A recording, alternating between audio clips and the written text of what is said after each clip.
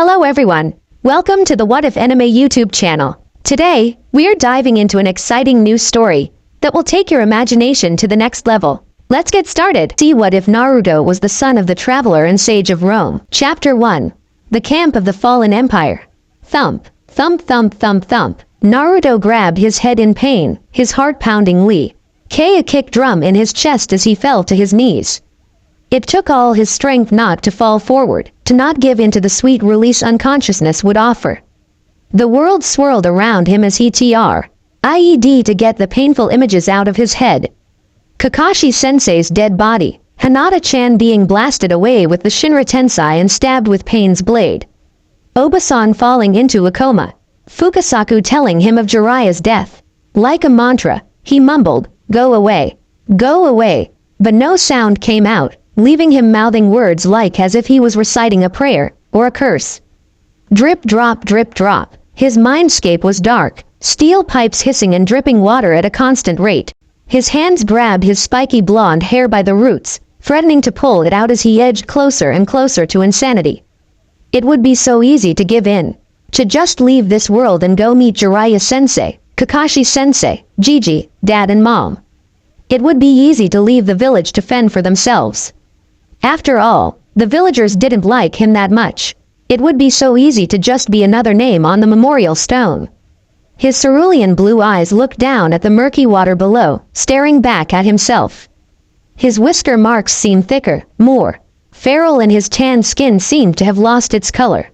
He looked like a ghost, another lost to the endless stream of hatred. A hero's worst enemy was himself. Thump thump thump. His head throbbed with a migraine of the likes he had never felt before. The walls felt like they were closing in and he felt claustrophobic for the first time in his life. Prophecy, hero, protect, save. It was too much responsibility, too much pressure, too much pain to deal with along the way. Thump thump thump. Destroy everything that hurts you. Naruto cast his gaze up and snarled, as he stared into Crimson Eyes as wild and crazy at his own. Locked behind cell bars was a towering entity that radiated so much power and hate, Naruto could feel it deep in his chest. Thump thump thump. This was the reason why the Akatsuki was after him. It was the Kyuubi, a chakra being known as a Biju that attacked Konohadaka no Sato 16 years ago and was sealed inside of him by the Yondaime Hokage the day he was born. The Akatsuki was an organization of 10S-ranked ninja who were after the Biju for some reason. This was the reason why his life had been a hell. The reason why gods had cursed him and made every minute of his life a struggle. Between the apathy that he had been forced to endure as a child, to the attacks from the Akatsuki, to the destruction of his village. But now, it would be his key to the destruction of pain. Give your heart to me, I will save you from the pain. Thump thump thump. Slowly, the Hake no Fuin Shiki 8 trigram sealing style on. Naruto's stomach began to swirl and drip as ink dripped from the intricate design. Gong was the signature swirl design of Uzumaki Fuinjutsu and instead was a void of pitch black ink that seemed empty. Naruto stared into the fox's hate-filled crimson eyes and remembered Nagato's condescending words. How will you face this hatred in order to build peace? Ah, Naruto roared like an animal as he grabbed his head tighter. The pain was mind-numbing. The images flashing through his head made him want to commit seppuku. It would be so easy, so easy. I will save you. Thump thump thump thump thump thump. Slowly, the azure blue of his eyes morphed into a solid white as all conscious thought left him and he gave into his primal instinct. The one he had concealed all his life under false smiles and forced enthusiasm. The one he hid when he watched Sasuke being asked out by Sakura. When Kakashi taught Sasuke that Chidori and ignored him. When Orochimaru attacked the village and killed Gigi. When Sasuke left the village. When Jiraiya-sensei decided to go alone and got himself killed. It was then Naruto Uzumaki finally gave into something that shaped his life from the start. Rage. The Biju flashed a hysterical grin as it realized his success. Use my power and destroy. There was dead silence in Konohadaka no Sato as the residents watched in horror as their hero was sealed. Inside of what looked like a small moon. Naruto-kun, Hinata mumbled, unconsciously. Hinata's long black hair was spread around her like a halo and her white eyes were shut but kept twitching ever. Why few seconds like she was trying to get rid of a nightmare she was having. She was laying down on the white-tiled floor of the Konoha hospital while Sakura Haruno hovered over her. Will Lady Hinata be okay? A teenager with long black hair and eyes as white as ivory. His name was Neji Hyuga and he was a member of the Hyuga branch clan, not to mention Hinata's cousin. He was once a teen obsessed with fate, as he thought that fate was the reason that his father was killed. However, after getting his ass kicked in the Chunin exams to Naruto, he learned people made their own fate. She'll be fine, Sakura responded as she pushed green medical chakra into the Hinata's chest. She had trained for 3 years under Tsunade Senju, the Godime Hokage and the greatest Iryo nin in the world, thus was one of the greatest medical ninjas in Konoha in her own right. She'd be damned if she let a comrade die. She looked upwards toward the small moon and sighed. If only Naruto knew that. Use my power, it will set you free. Naruto stood up, his empty white eyes void of all emotion. There was no more caution, worry, fear. Use my power. Destroy your enemies. Nothing hurt anymore. Everything was so simple now. Kill pain. Destroy the Akatsuki. Kill pain. Destroy the Akatsuki. Kill pain. Use my power and set me free. Naruto stepped forward, his sandals making ripples in the water with every step. He reached forward, placing a hand on the piece of paper on the Kyuubi's seal that had the kanji for seal. Free me. The Kyuubi yelled as Naruto was about to rip off the seal, only for his arm to be grabbed by a man with a strong grip. Naruto jolted in surprise and turned, following the black-sleeved arm up to a short-sleeved white jacket with the kanji for Yondaime Hokage on the back. He continued to follow the arm up to see a man with bright gold hair like his and eyes as blue as the sky, like his. In fact, if Naruto didn't know better, he would have thought he was looking at a version of himself from the future. Yondaime, fourth, the Kyuubi yelled as it slammed a claw against the cell doors. In an instant, the Yondaime Hokage grabbed Naruto around the waist and pulled him away so they wouldn't be caught by the Biju's attack. The seal was set so if you were close to releasing the Kyuubi, it would summon me. I never wanted it to happen and I wanted to see you again. Why? Oh, you crazy fox. Minato mused to himself before turning to look Naruto in the eyes. But I got to see my son grown up, so I'll save it was an even trade, he said with a smile, enjoying Naruto's look of shock. Ah, all the occupants of Konoha looked up in surprise. Resting on top of the small moon was the Kyuubi. Well, almost. It was a skinless kitsune with 8 blood-red tails whipping around. Its crimson eyes kept shifting as it looked for its enemies and its fangs glistened like polished daggers. This was the beast that had attacked Konoha 16 years ago. The beast that had turned women into widows, children to orphans, families into grievers. This wasn't Naruto Uzumaki anymore. This was the Kyuubi. Arg! It roared, sending shockwaves that could be felt for miles around. Well shit, the Diva Path mumbled under his breath as he prepared a Shinra Tensai. Come here, Yondaime, so I can rip you to shreds. The Kyuubi roared as it bared its fangs at the 4th leader of Konoha. I like my body the way it is. Thank you very much. You should work on your attitude, don't you agree, Naruto? Minato said with a grin. That's my name, Naruto said with surprise. Minato chuckled at Naruto's puzzled expression. I know, I gave it to you. Naruto's eyes widened. That means, yeah, you're my son, Minato said with a smile. For a second, a life where he had both parents flashed before his eyes. He imagined being Konohamaru and kicking down the door to the Hokage's office to see Kakashi debriefing Minato on a mission only for Naruto to trip on his replica of his father's jacket. He imagined showing his mom his storage scroll he made and her hugging him and promising ramen. He imagined learning the Rasengan and Jiraiya and Minato ruffling his hair and giving him that same smile when he finally did it. Dai Yondaime, the Kyuubi yelled as it began to charge a Bijudama. Positive and negative chakra began to swirl and condense into a ball of supercharged energy that would cause both of their deaths. Let's go somewhere a little bit more quiet, Minato offered before snapping his fingers. Instantly, they were no longer in a dark sewer, with an angry fox charging a nuke. Instead they were in a room that was pure white and seemed to extend forever. So I guess Sarutobi Ojisan never told you, Minato said. He sighed when he saw Naruto's nod. Throughout my life, They made a lot of enemies that would not hesitate to kill a newborn if they knew it was my child. Especially if they knew my son was the Jinchuriki of the Kyuubi no Yoko, he explained. Tears began to flow from Naruto's eyes, and before the fastest man in history could react, Naruto drove a fist into his gut. Minato doubled over in pain and surprise, but that turned into sadness when he heard one of Naruto's tears strike the floor. How could you do it? How could you seal the Biju into your own son? I was forced to be alone, to push myself on the swing set. To teach myself how to do the henge and throw shuriken. I had to watch all my friends go home to their families, Naruto screamed, wanting to release all of the anger and confusion he had suffered for the last 16 years. Why? Naruto mumbled as he rubbed the tears out of his eyes. Minato sighed. I'm sorry, Naruto. Naruto asked his father, how are you here? I'm here in my main body. It was time you became a hero and defended both of your homes, Minato explained. Naruto stopped and looked up, confusion evident on his face. Main body. You know me as Minato Namikaze, but I am actually a Greek god. The elemental nations is AC. Truly just one of 8 continents on Earth. It's hidden by a genjutsu-like mist that blocks it from all mortal sensors and visitors, Minato said with a sigh. It was always hard to explain, at least Naruto wasn't getting violent or vengeful like Kushina. After she had chased him through Konoha with a rusty kunai, he had to sleep on the couch for a month. Crazy red-headed Tsunere, Greek, god, Naruto said slowly, trying to understand.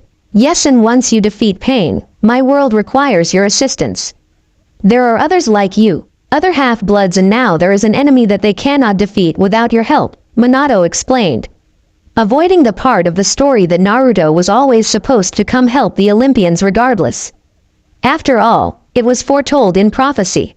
Okay, Dad, I'll do it, Naruto said with a grin. Minato, or whatever his name was, smiled. Here, to make up for some of the birthdays I missed. He then reached into a pocket of his jacket and handed Naruto an elegant katana. The blade was in the Kisaki Moroha style and had a blade about 80 centimeters, making it a perfect size for him.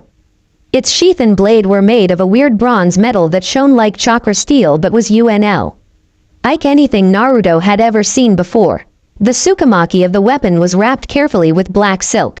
When Naruto felt the blade, he could tell from his lessons with Asuma Sensei that the blade was forged with the Soshu Kate 7 layers method, a style famous for making the strongest blades possible. Minato stepped forever and placed a hand on Naruto's forehead. And to give back what I took 16 years ago. Minato's hands glowed with white light and Naruto felt lighter, more powerful, like he could lift the Hokage monument with ease.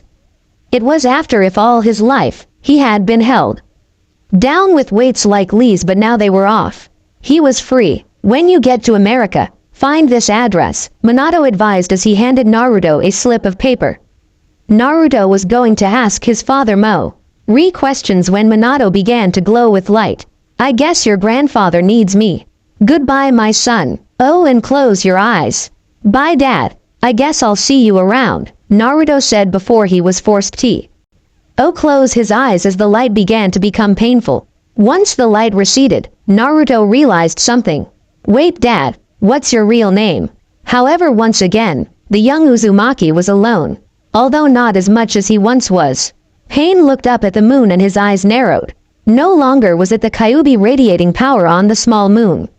No, now it was Naruto Uzumaki, and that was much more dangerous to the Rinnegan wielder. Get ready for your ass to get kicked, Uzumaki style, Naruto cried as he watched Pain closely with his toad-like eyes. Suddenly he disappeared in a burst of speed, reappearing in front of Pain in an instant. He's faster, a lot faster, Pain thought to himself. Faster than the Rinnegan user could follow. Naruto had moved over a kilometer. Naruto yelled as he struck Pain in the stomach with a senjutsu-enhanced sidekick. The orange-haired diva path flew back like he had been struck with his own Shinra Tensei, only to hit Naruto again. In the second that Pain was airborne, Naruto had disappeared with a burst of speed so fast, it caused a sonic boom. Zoo! He yelled as he punched Pain in the face so hard, he almost knocked out one of his piercings. The diva P.H.E.H. flew backwards only to hit Naruto's fist once more. However, just before he could fly like a pinball once more, he was hit on the other side of the head with a roundhouse kick, sending him upwards. Key. With a fox-like grin, Naruto disappeared only to reappear above Pain for the final time. The Rinnegan wielder's eyes widened when he saw Naruto's Senjutsu chakra-coated foot above him. Uzumaki Naruto Renden, Naruto Uzumaki combo, Naruto yelled. He slammed his heel downwards with an axe kick that would make Tsunade proud. Naruto's heel hit Pain in the face and slammed into the ground with so much force.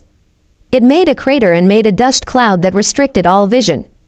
There was a silence as the dust slowly cleared, revealing Pain sprawled out in a crater rather, pain-shaped. The incarnated path groaned as it stood up and began coughing blood. As cough that cough all you got.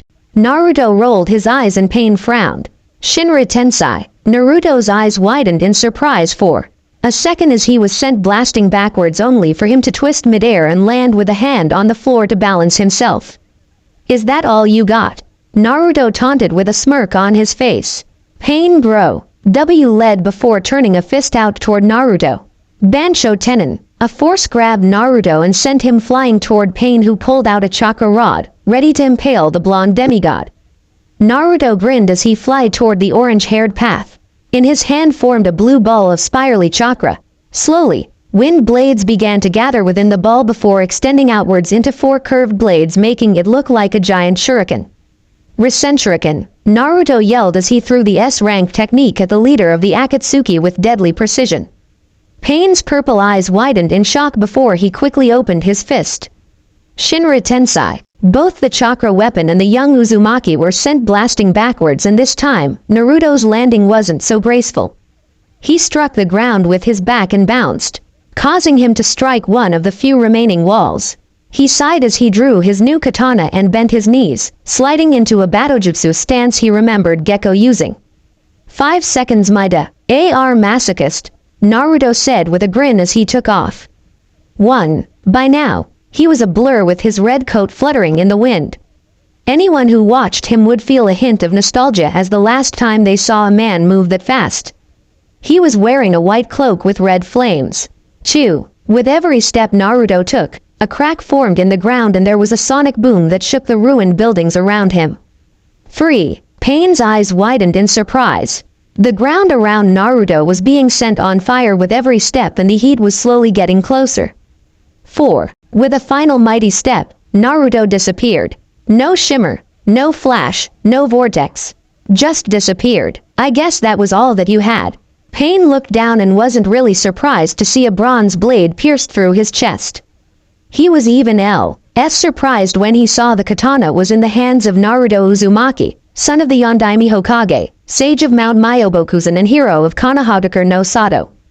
Pain slumped forward before falling to the ground with a thump. With a sigh, Naruto reached forward and picked up one of the chakra rods that had impaled him before. His eyes closed before opening once more, now yellow with black bars. Instantly, he knew where Pain was due to the tracking ability of Sage Mode. "You're mine," Naruto whispered under his breath before disappearing. Although this time, he would not be returning to Konoha. Boruto looked down at the slip of paper with a furrowed brow. 7663 San Francisco Bay. He looked around with confusion. He was on the bay but he was seeing no camp.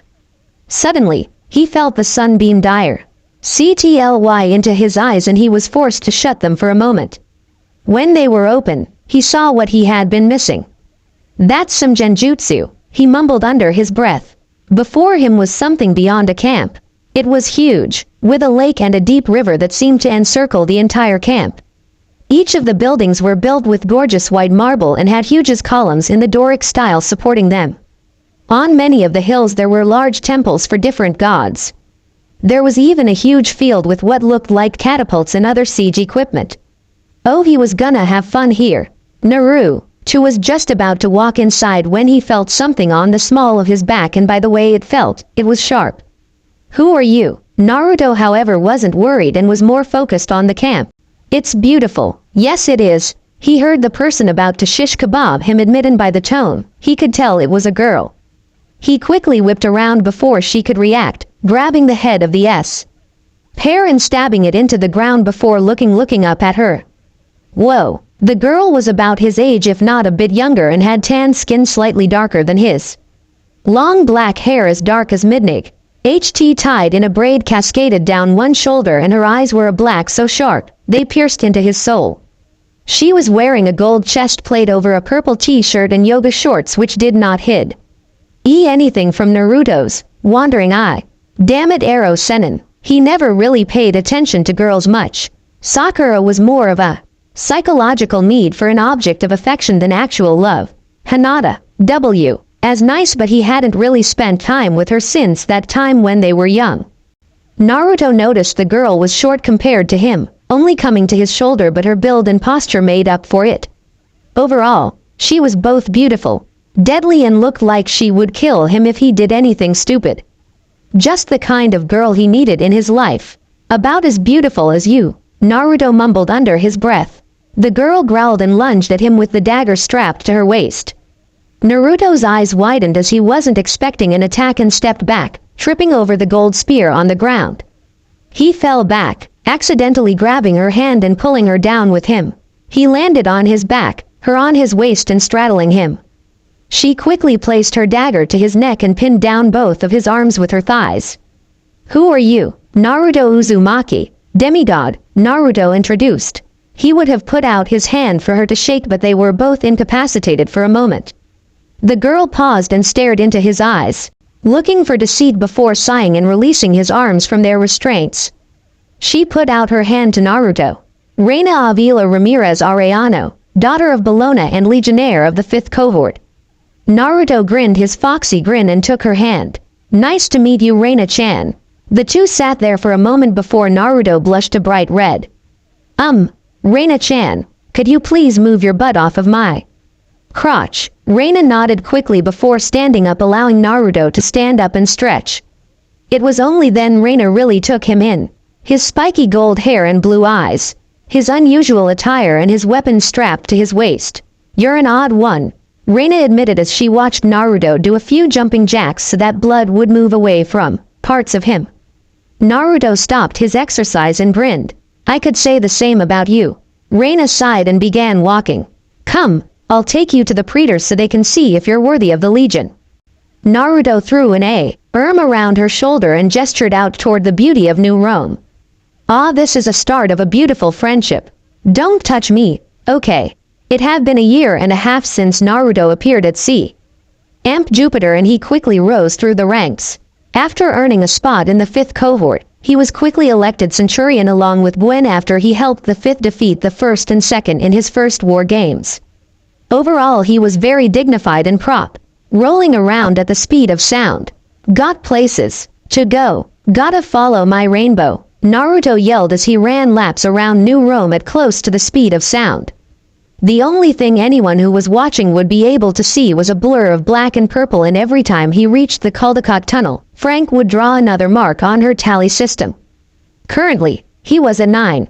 Usually the job of being sentry for the tunnel was the most boring job ever, but when Naruto was around, nothing was ever boring.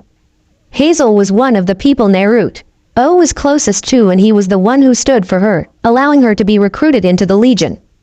Despite being only 13, she usually the most mature of the three and often was the one who reined Naruto in. If it wasn't for her cocoa skin and cinnamon hair, Naruto would have thought she was his long-lost sister. Frank, on the other hand, was Naruto's innocent little brother and often had be the one that was forced to testify in Naruto's defense to Naruto's girlfriend. Bless his poor Chinese-Canadian soul. Is that the only song you know? Hazel asked as Naruto came around for a 10th time and stopped. Barely breathing heavy, he was wearing a pair of black jeans and a short-sleeve purple Camp Jupiter t-shirt. Over this, he wore a black Konoha flak jacket, a gift from his father. On his feet was a pair of black sandals with black wings on the side, and tucked into his waistband was a small bronze Swiss Army knife. Around his neck was an odd necklace with 3 pendants. Nay was an odd swirl with a point making it look like a leaf. The second was a weird sickle-shaped line but with another horizontal line going through the middle. The last was stick with 2 snakes wrapped around it. I also know sign by Flo and closer. By Jolly Noe, but none of you guys know Japanese, Naruto complained. Suddenly his eyes widened as he released something. Oh Frankie, I know a song you'll love. The internet is for porn. The internet is for porn. Naruto began to sing and do an odd dance similar to what Ero-senin used to. Frank sighed and fell to his knees and began to pray. Save me, Father. Why's you think the net was born? Porn, porn, porn. Naruto sang at the top of his lungs, but before Hazel to yell at him for his childishness, there was a crash. In an instant, Naruto's ninja instincts kicked gear and he drew his Swiss Army knife, which quickly morphed into a beautiful bronze katana. What was that? Frank said as he stood up and pulled his bow from his back. I don't know. Let's check it out, Naruto said as he walked out of the tunnel. It would be lying to say he was shocked to see a teenage boy carrying an elderly hippie lady. Half of Kakashi Sensei and D. Bushier Brows Sensei's challenges were weirder than this. Nevertheless, Naruto grinned when he saw the two Gorgons chasing the boy. Ah, my dear Frankie-kun, Zelly-chan, this is going to go down in history. Percy Jackson was having a shitty day. First, he lost his memories. Then, he was taken in by an aggressive wolf goddess that would have eaten him if he showed weakness. Then he was chased by a NGRY Gorgon ladies that would not stay dead. Sounded like a bad ex-girlfriend. Girlfriend. Annabeth. Wait, what was he talking about again? Oh yeah, finally he gets to the camp he had been looking for. 2 months and now he had to carry a weird old lady that was getting heavier every moment. Just a day in the life of Percy Jackson. Over here, Percy's head shot up to see 3 people waving at him at the tunnel. Percy was about to smile when he heard a growl behind him, and when he turned around, he wasn't surprised to see Steno about to lunge at him. However, before he be killed, one of the guards disappeared in a burst of speed. I gotcha. When the blonde guy reappeared, his weird-looking sword was already out of its sheath and slicing through the air. Without even stopping, it continued through the head of the crazy cashier from Bargain Mart, causing the Gorgon to dissolve into gold dust. Need help there? The guard asked, gesturing toward the hippie in Percy's arms as he resheathed his katana with the ease of a master. Percy shook his head and shifted June's weight in his arms so he was a little more comfortable. Nah, I have to do this. The guard nodded and placed a hand on his waist. In a fluid motion that was almost too fast for Percy to follow, the guard's sword flew from its sheath and decapitated Steno. The guard then resheathed the weapon and stepped forward, disappearing in a blur of black and purple, only to reappear next to Euryale, his sword already out and past her. Slowly his blade slid into its sheath before making a chink noise as it fully slipped into its housing. With a thud, the head of the Gorgon struck the floor, a look of shock still on her face. Percy was about to say his thanks when slowly the pile of gold dust that was once Steno began to swirl, signifying she was going to reform. Did they die? The guard asked, only to sigh when Percy shook his head. That's what I thought you were going to say, the blonde teen mumbled as he disappeared again. Only to in front of Steno's reformed head. He brought his foot back before kicking the Gorgon's head like a soccer ball. It soared through the air before slamming straight into the other Gorgon's chest, resulting in them both dissolving into gold dust once more. The guard jumped into the air and shot his hands to the sky. Goal. Once he was done with his celebration, the guard placed a hand out to Percy. Naruto Uzumaki, son of Mercury, champion of Ceres, centurion of the 5th cohort and resident badass of Camp Jupiter. Percy shifted June's weight to one arm so he could shake Naruto's. Percy Jackson, resident smartass of just about everywhere. Naruto flinched for a moment before he chuckled, a mischievous grin in his face. Oh, we're gonna get along just fine. Hey guys, welcome to my newest Naruto PJO crossover. I haven't been able to write recently because I'm on vacation, so I decided to give you guys this. Let me know what you think. Review. Dio. I don't own Percy Jackson and the Olympians. Heroes of Olympus or Naruto. They are all the property of their respective owners. Son of the Traveler and Sage of Rome. Son of Neptune Chapter 2, family in all but blood. Frank, take Percy and the lady into camp. Hazel and I will hold them off, Naruto instructed Frank, who hesitated. Frank looked back at the gaining Gorgons, their sharp teeth and claws. If one of those got Hazel. But, Frank began, but Naruto placed a hand up to stop him. Frank Zhang, this is not a time to argue, he urged. Frank didn't respond and only nodded, an arrow on his bowstring. Go, Naruto ordered. Frank nodded and ran off with Percy and June behind him, Percy beginning to breath heavily due to June's weight increasing. Once they were out of view, Hazel turned to him and put her hands on her hips in an attempt to be authoritative. Was it necessary to be so mean to Frank? Yes, I can't have a frail man dating my little hazelnut, Naruto teased. Hazel blushed heavily and punched him in the shoulder but said nothing else. To be honest, Naruto felt bad for the kid, but he knew that Frank needed to toughen up a bit, especially if who Naruto thought his father was right. Ready, Zelly? Naruto asked his companion. The Gorgons were slowly regenerating from the gold dust and that was not good. Usually, it took at least a week for a monster to regenerate, usually longer, but an army that couldn't die. There was no mortal army that could stand against it. Don't call me that, Hazel mumbled as she drew her imperial gold spatha, also known as a Roman cavalry sword. Her choice of weapon came from her desire to ride horses, which Naruto assumed had to do something with her past life. Yes, Naruto knew about her past life. He had learned of it on her birthday, when Naruto found her crying on the roof of the crypt of Pluto. Nico had been out of town and Hazel had been crying because the last time her birthday came had been in the 1940s. Yes, Hazel Levesque was supposed to be 87 years old, but instead through a really stupid plan of Gia, a deal that did not go in Hazel's favor and Nico freaking Angelo, Hazel was instead 13 years old. Okay, Zelly. Naruto grinned as the Gorgon by the name of Bino. No, by the name Steno. Sorry, S's can be hard with dyslexia. Have a snack, Steno yelled as she charged at them, silver platter of crispy cheese and wieners in hand. Those crispy cheese and wieners were a lot more terrifying than the Gorgons.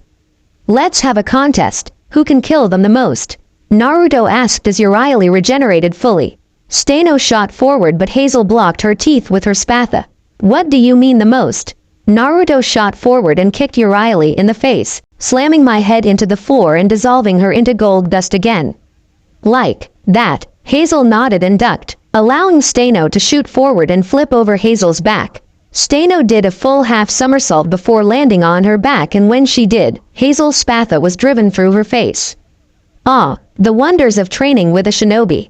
That's the spirit, Naruto cheered as he watched Urieli regenerate. I'll kill you, she cried as she charged at him, her snakes hissing and her fangs in full display. However, Naruto was ready and had already charged his right leg with Senjutsu chakra. He brought it up in a perfect chamber before unleashing his kick to the side of Urieli's face. The Senjutsu enhanced kick struck Urieli with enough force, it vaporized her into gold dust on contact. Not to mention, the wind generated by the super strong kick was enough to create a blade of wind that scattered the dust. Come on, we have 30 seconds or so, Naruto yelled as Hazel dispatched Steno for a second time and scattered her dust around. Before Hazel could start running, however, Naruto grabbed her around the waist and threw her over his shoulder. I got you. In a second, the two were gone as Naruto ran back to camp at a few hundred miles per hour, leaving only a pile of gold glitter and a trail of flames. Sounds like the end of one of Apollo's adult parties. It didn't take long for Naruto and Hazel to catch up to Percy, June and Frank, who had just reached the edge of the little Tiber. Let me down, Hazel yelled as she beat on Naruto's back with her fists. It was only then that Frank looked up to see Hazel hanging off Naruto's shoulder and her ass sticking out in the air. Frank's face instantly felt like it was on fire and blood slowly began to run from his nose. Naruto also noticed this and shot enough killing intent at Frank to make the Chinese boy shiver. Stop staring at Zelly's ass before I rip out your eyeballs, Zhang. Naruto then let Hazel down, where she immediately slapped him across the whiskers.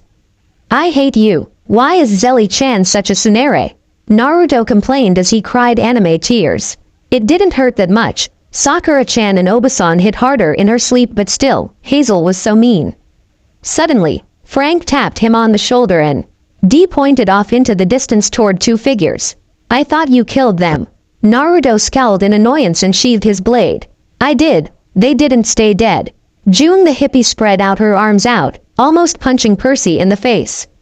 Take me over the river. Naruto nodded and pointed to the little Tiber, the daughter of the river that flowed through Rome. Go! The four demigods raced into the river, ignoring the Greek curses and offers of snacks as they pushed their way through the ice-cold water. The current was powerful, but all of them were strong enough to keep. Naruto whipped around to see Frank in the grasp of one of the Gorgons.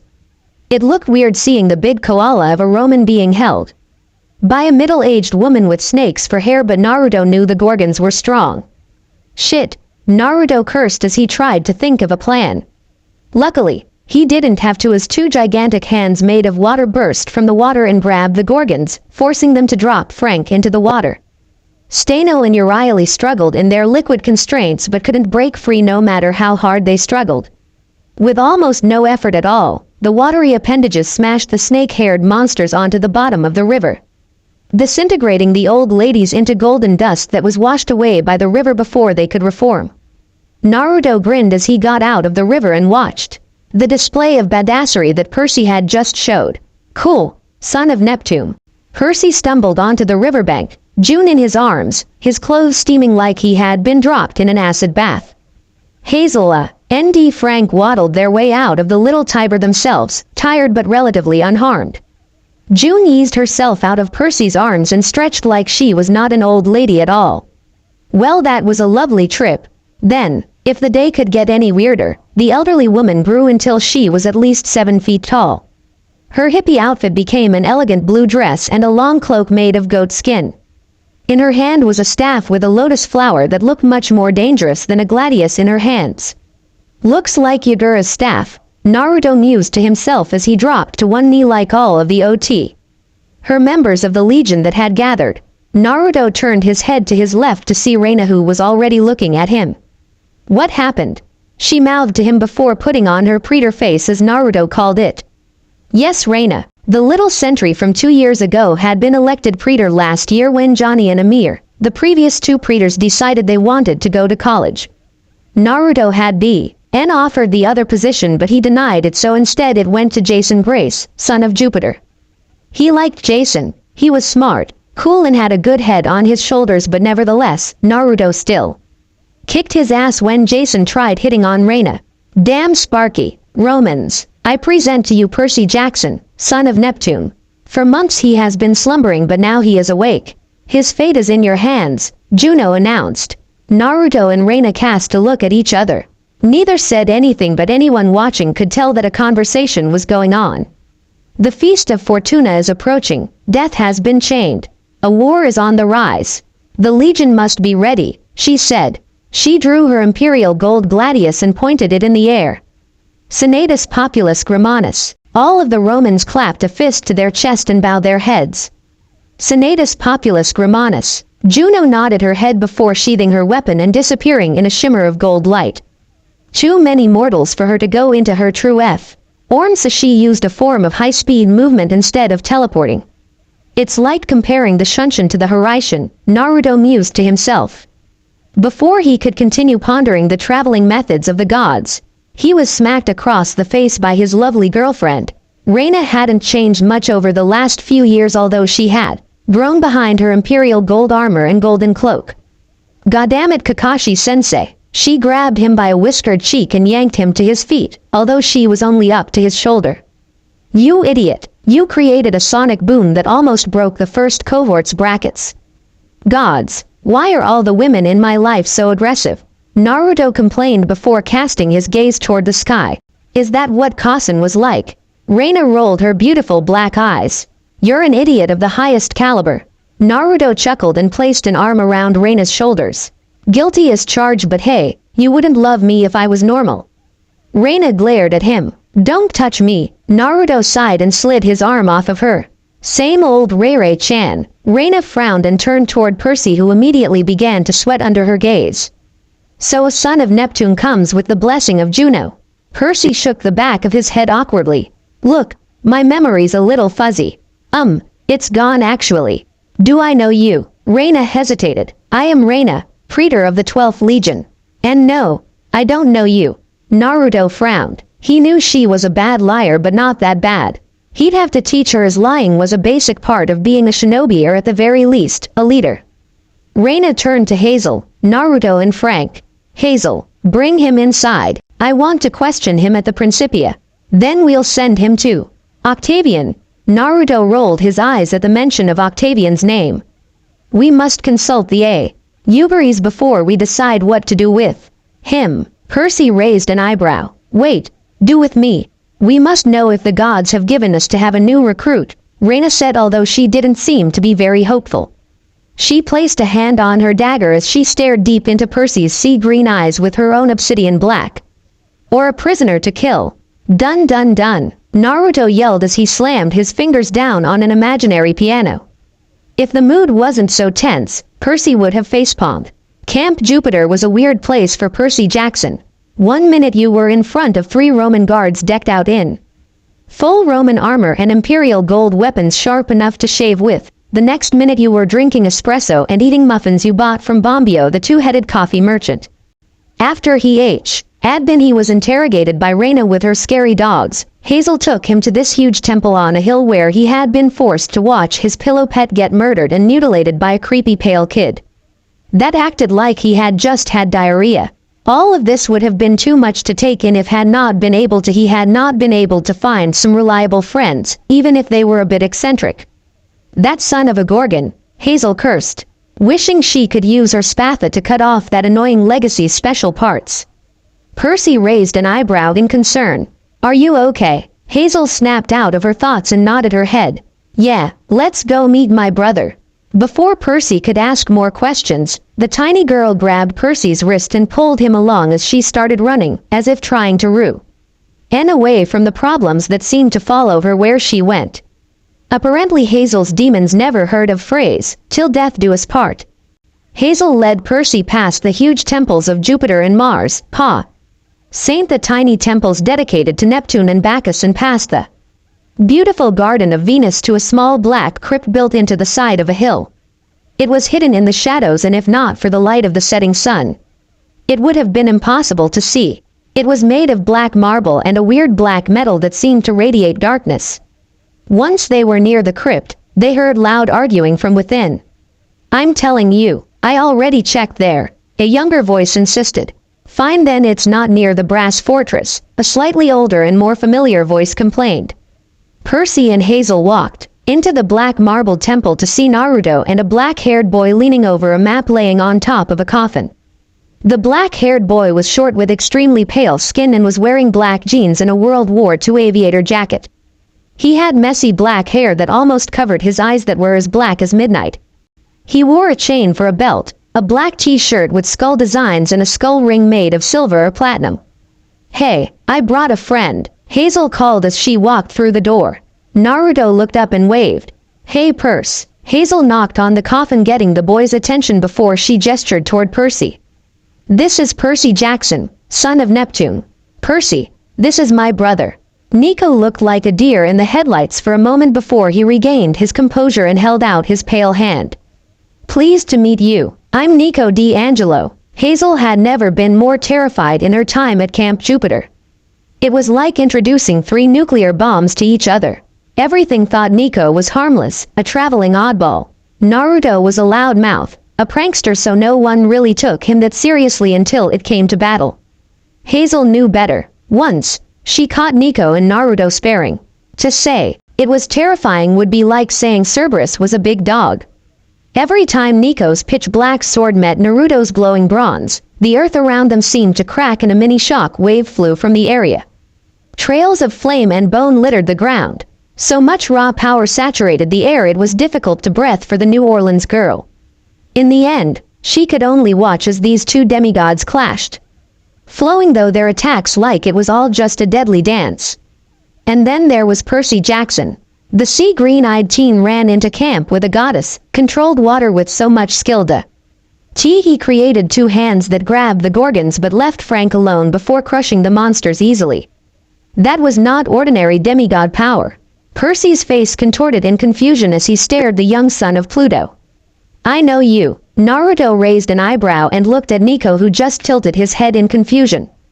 Do you? Hazel scratched the back of her head awkwardly. Percy's lost his memory, so I was wondering. The two demigods looked at each other before shaking their heads in unison. Never met him before. Hazel frowned. It was obvious the two boys knew Percy but didn't want to discuss it. Naruto and Nico looked nothing alike. Naruto was tall, Nico was short.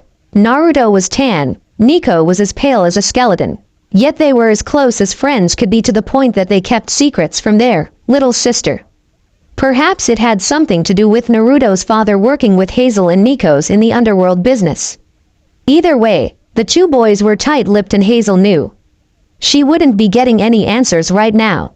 Naruto looked down at the map once more. "Did you tell Ray what I told you to?" Hazel gave a small laugh. "Yes, and she told me to tell you to stop calling her Ray." Naruto grabbed a celestial bronze knife that was stabbed into the map.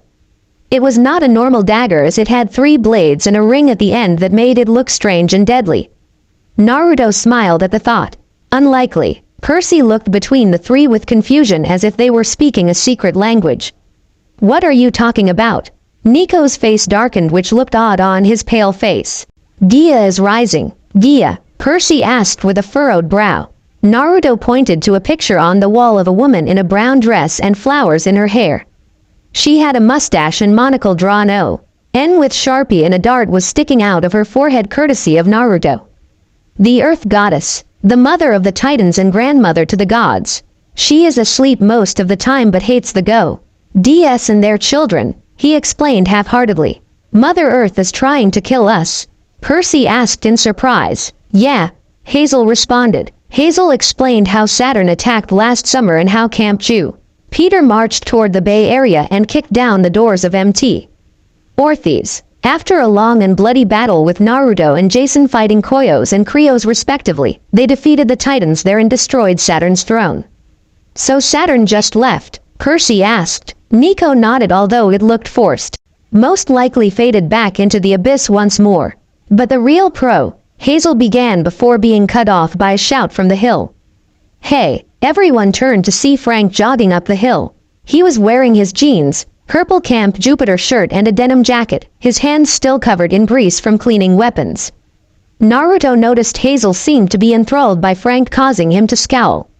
Frank was going to have to toughen up if he was going to date Hazel. Frank reached the crypt and gave a wave. "Hey Nico." "Naruto." An amused smile appeared on Nico's face. "Frank." Naruto frowned. "Jong." Hazel punched her friend in the shoulder.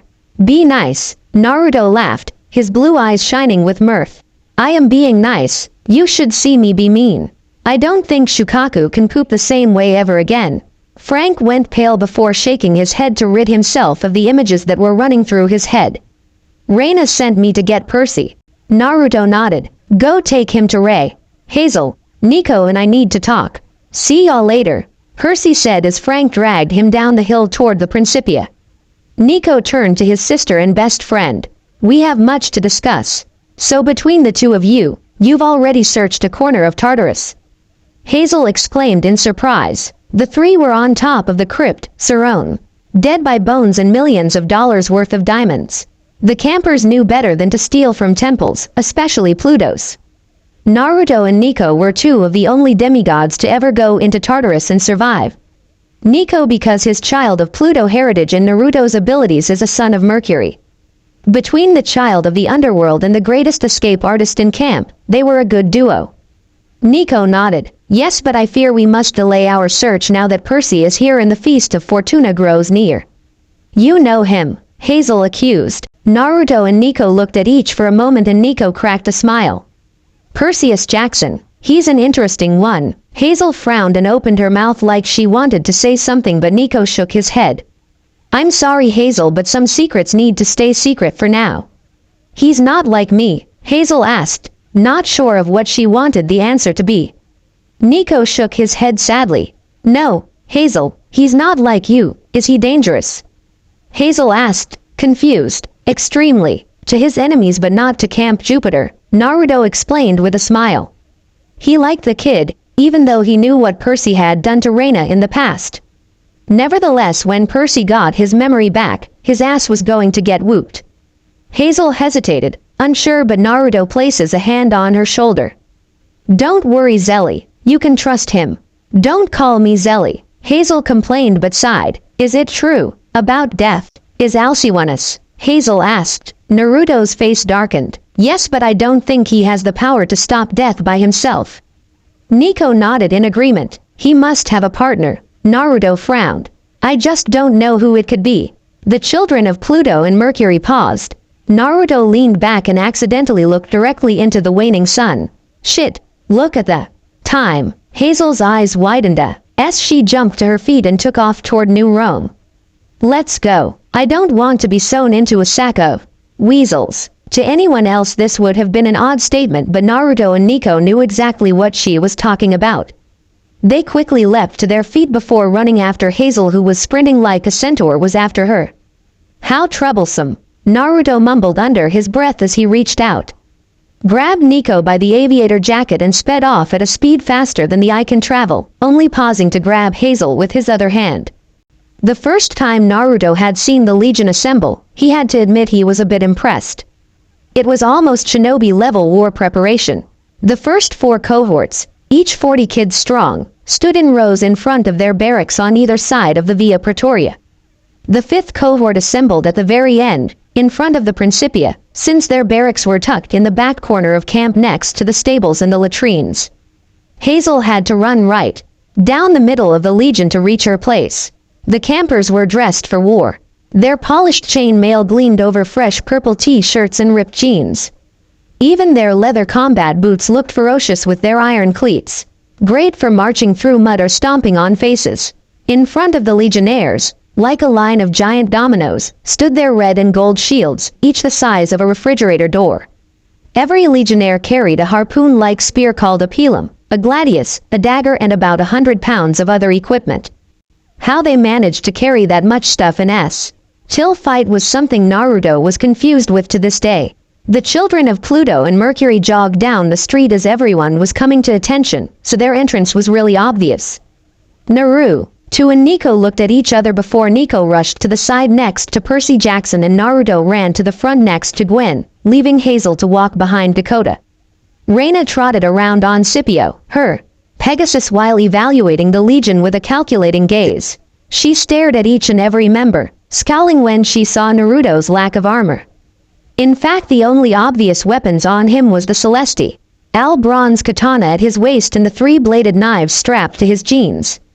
Nevertheless, he was the most dangerous man in the room, a ninja that could move faster than sound and create swirling balls of pure energy would trump a human lightning rod or a drunk idiot who drank too much Kool-Aid any day. Octavian stepped forward with a look of self-importance on his face. Standards. The standard bearers stepped forward. They all wore lion skin capes and held poles decorated with each cohort's emblems. The last to present his standard was Jacob, the Legion's eagle bearer, whose job was to hoe a long stick with absolutely nothing on top. Every time the eagle-less pole was lifted, the Legion all seemed shift uncomfortably in embarrassment. Reina stopped and everyone straightened. While Naruto may have been the most dangerous, Reina was the most terrifying. Reina slammed her spear on the floor so hard, Naruto thought he heard a crack. Romans. This morning, 2 Gorgons were swept into the river by this newcomer. Percy Jackson. Juno herself guided him here, and proclaimed him a son of Neptune. Naruto reached forward and clapped a shoulder on Percy's back, launching him forward a step. Everyone looked at him, so Percy did an awkward wave. Reina rolled her eyes. He wishes to join the Legion. What do the Audreys say? I have read the entrails, Octavian announced, as if he'd CKED down the doors of Mount Othra single-handedly rather than dismembering a stuffed panda pillow. The Audreys are favorable. He is qualified to serve, Octavian declared, receiving a chorus of "Avenue" from the Legion. Reina motioned the senior officers forward, Naruto and 1 centurion from each cohort stepping up. Octavian, as the most senior centurion, turned to Percy with his normal beady-eyed look. Recruit, do you have credentials, letters of reference? Octavian asked before wrinkling his nose in disgust when Percy shook his head. No letters. Will any legionnaires stand for him? Oh, Octavian said regretfully, as if having to say that was the most disgraceful thing he had ever had to utter. Frank stepped forward. I will. Immediately there were shouts of protest from the other cohorts and Naruto almost face-palmed. Reina raised her hand for quiet and glared at Frank. Frank Zhang, for the second time today, I remind you that you are on probation. Your godly parent has not even claimed you yet. You're not eligible to stand for another camper until you've earned your first stripe, she said. Frank looked like he would die of embarrassment when Naruto came to his rescue. I'll stand for Percy Jackson, he announced. That shut everyone up. Naruto was a Roman unlike any other. A shinobi from the Mist Continent, he was the greatest warrior in the Legion and had been offered the honor of praetor multiple times in his short tenure here. While the camp may vote Octavian to lead them, the camp knew Reina and Naruto would be the ones who would lead them into battle. Tartarus be damned. Hazel stepped forward. As will I. Reina nodded. Very well. Naruto Uzumaki, Centurion of the 5th Cohort, and Hazel Levesque, Legionnaire of the 5th Cohort, will stand for Percy Jackson. She turned to the 5th. Does the 5th Cohort accept him? Frank pounded his shield against the ground. The other members of the 5th followed his lead, though they didn't seem very excited. Naruto S. and Buene looked, causing the girl to sigh before nodding in agreement. My cohort has spoken. We accept the recruit, Buen said.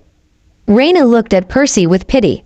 Congratulations, Percy Jackson. You stand on probation. You will be given a tablet with your name and cohort. In 1 year's time, or as soon as you complete an act of valor, you will become a full member of the 12th Legion Fulminata. Serve Rome, obey the rules of the Legion, and defend the camp with honor. Senatus Populus Romanus. The rest of the Legion echoed the cheer.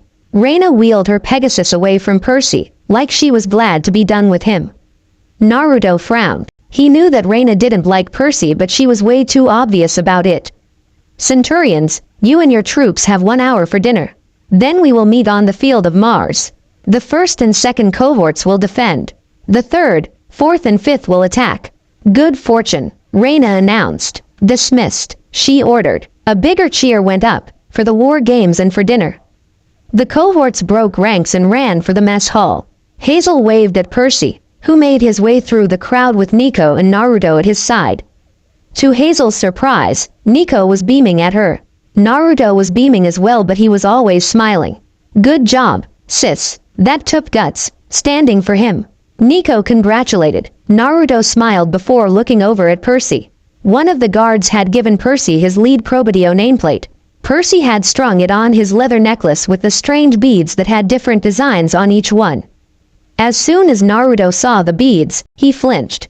Luckily, only Nico noticed. Thanks, Hazel. Naruto. What exactly does it mean? Standing for me, Percy asked. We guarantee your good behavior. I teach you the rules, answer your questions, make sure you don't disgrace the Legion. Hazel explained with a rolling gesture of her hand as if to say, etc., etc. And, if I do something wrong? Percy asked nervously. Then we get killed along with you. Hungry, let's eat, Hazel said as she ran to the mess hall with Percy trailing behind. Naruto laughed and ran after his honorary little sister and his friend. Ah, I was blessed with such optimistic friends. Nico rolled his eyes as he watched Naruto, Hazel and Percy race toward the... I'd rather be a pessimist than an optimist. Nevertheless, he laughed and chased after his family with a smile that looked unnatural on his face. If there was one thing Naruto missed about Camp Jupiter, it was the food. Ore whisked food around at high speeds and seemed to give exactly what everyone wanted. The best part of having super speed is that his brain could process things faster, thus he could catch all those cute redheads in action. What? It was a namikaze thing. Go ask Mercury or something. Naruto sat next to Nico and across from Hazel, who was sitting next to Percy and Frank. Everyone had received a different meal. Hazel got shrimp jumbo, Frank got some beef stir-fry, Nico a big slice of lasagna, and Percy a burger and a blue Coke. Hey Naruto, where's your food? Percy asked, looking at the empty spot before Naruto. Naruto looked around at the swirling hurricane before sticking out his hand, catching a bowl. A pretty girl with elfin features in a white silk dress appeared as Naruto had caught her hand. He lifted her hand and brought it to his mouth, planting a small kiss. Thanks, sweetheart. The elfin girl blushes before handing Naruto the bowl and disappearing in a gust of wind. Hazel rolled her eyes. You're such a shameless flirt. Hey, what guy doesn't want to date a cute girl who can cook? Naruto pointed out as he pulled out a pair of chopsticks. You have a girlfriend that's pretty and can cook, Hazel deadpanned with a scowl. Naruto grinned like a fox. Touché. Besides the point, you'll be surprised what you learn from Apollo and Mercury after a night on the town. Naruto commented as he broke his chopsticks with a snap before diving into his bowl with fervor. Avoiding Nico's glare at almost revealing something very important and very sensitive. What is that? Percy asked, gesturing toward Naruto's bowl with his ketchup-covered fry. Naruto's head whipped around so fast. It hurt to watch. Blasphemy. You do not know what ramen-chan is. It's the food of the gods. That's ambrosia. Hazel deadpanned. She had heard Naruto's rant many times and it was just as annoying every time. Sacrilege. Naruto yelled and stood up, almost knocking over the table with his sudden movement. Nico rolled his eyes as he ate a piece of ground beef from his plate. You're so full of it. Suck it, shorty, Naruto said, dismissing Nico's comment. The emo teen frowned before he stood up, revealing he was at Naruto's shoulder. You want to go, blondie? But before the two best friends could come to blows, Don the Fawn ran over, his afro and rainbow-tinted glasses jiggling with each step. Hey Hazel, dudes. Hazel gave a half-hearted wave so Don moved on to Percy. Hey newbie, you going to eat that? Percy raised an eyebrow. I thought fawns were vegetarian. Don shook his head like the thought was crazy to him. Not the murdered cow, the plate. Percy W. as about to respond when Don leaned in and sniffed him. Hey, what's that? A look of shock crossed Don's face. Hey, you've got an empathy link with a fawn. Nico stood up instantly, grabbing Don by the wrist before reaching behind the couch to grab an odd purple ghost in a toga. Know what, Don? Vitellius and I should go to the Praetor's table. Discuss strategies for the war games. The lair that had appeared from the couch looked at the son of Pluto with confusion. But, go on, Vitellius, I'm sure Reina would love to hear your ideas. Naruto encouraged with a forced smile on his face. Vital. Lias nodded before following Nico while Don seemed to skip toward the large table where Reina sat. Once Reina noticed the three walking toward her, she frowned and sent a look at Naruto. If looks could kill, Naruto would have been a smoldering pile of dust on the floor. She's going to kill me, Naruto mumbled under his breath before casting his gaze toward Percy again. So Perseus, Percy looked up from his burger. Yes, Naruto folded his hands before him, an empty bowl of ramen in front of him. Percy prepared for a long and carefully thought-out question that would be carefully tailored to get as much information from his as possible. What's your type? Naruto asked with a big grin. Hazel facepalmed. Nico rolled his eyes. Frank blushed heavily and cast a gaze at Hazel. Percy almost face-faulted. What? Because I know a cute brunette in the third cohort. Naruto began only for Percy to shake his head. Blonde and gray eyes, he mumbled, missing Nico's minor flinch. Naruto's eyes widened in surprise before frowning. Blonde and gray eyes. I'll get back to you on that. Naruto pulled out his Swiss Army knife and began to play with the many blades and other tools on the weep. On-off mindedly while the rest of the group just stared at him oddly. After a moment, Naruto caught on. What? Percy gestured at Naruto's weapon with his almost finished burger. Your sword is cool. Naruto smiled, but nostalgia and a hint of sadness could be seen on his face. Yeah, it was a gift from my dad. Naruto then looked down toward his sandals. So are the shoes, friction-proof and shock-absorbing. So you know, I don't catch my feet on fire or something. What's your sword called? Percy asked. Now Hazel, Frank and Nico were paying attention. Naruto never told them much around his weep. On and style besides the fact that they were Japanese and given to him by his father. Naruto hesitated before sighing. Celerior. Instantly the Latin clicked into Percy's head. Faster. Really? You named your sword Riptide, and you're a son of Neptune. You want to talk about cliché? Naruto deadpanned. Percy chuckled. Touché. Naruto scratched the back of his head sheepishly. I'm the first of my father's kids to ever be born with his speed, so that along with Celerior makes me pretty dangerous. How fast can you run? Percy asked between a big bite of his blue burger and a sip of blue Coke. Naruto was about to answer when he froze. I have no idea. Naruto said with a shocked look on his face. Pretty fast. Everyone at the table wanted to facepalm. Champion of series. Yeah, it was a gift from the goddess herself last year. I helped save Kansas last year from a fire-breathing Drakon, and Ceres was so happy her crops were saved that she named me her champion, Naruto said with a grin. It does make me more powerful though, as it allows me to absorb Senjutsu chakra faster. Nico and Frank shivered. They had both spared with Naruto while he was in Super Sage mode, as Frank called it, and it was terrifying. Frank was still waiting for the bruise to heal. Naruto shrugged. The styles I use are called Batojutsu and Iijutsu. They're made so I can draw my sword faster than any swordsman can swing, he smirked. Roman or Greek? Percy's eye twitched at the challenge. Before their conversation could continue, there was the sound of a loud horn and the entire legion began to get up from their seats. Excitement rippling through the camp. Naruto turned to face Percy with his signature foxy grin. So I have a question, Aqualad. Before Percy could answer, Naruto slammed his three-bladed dagger onto the table, stabbing it an inch from Frank's hand.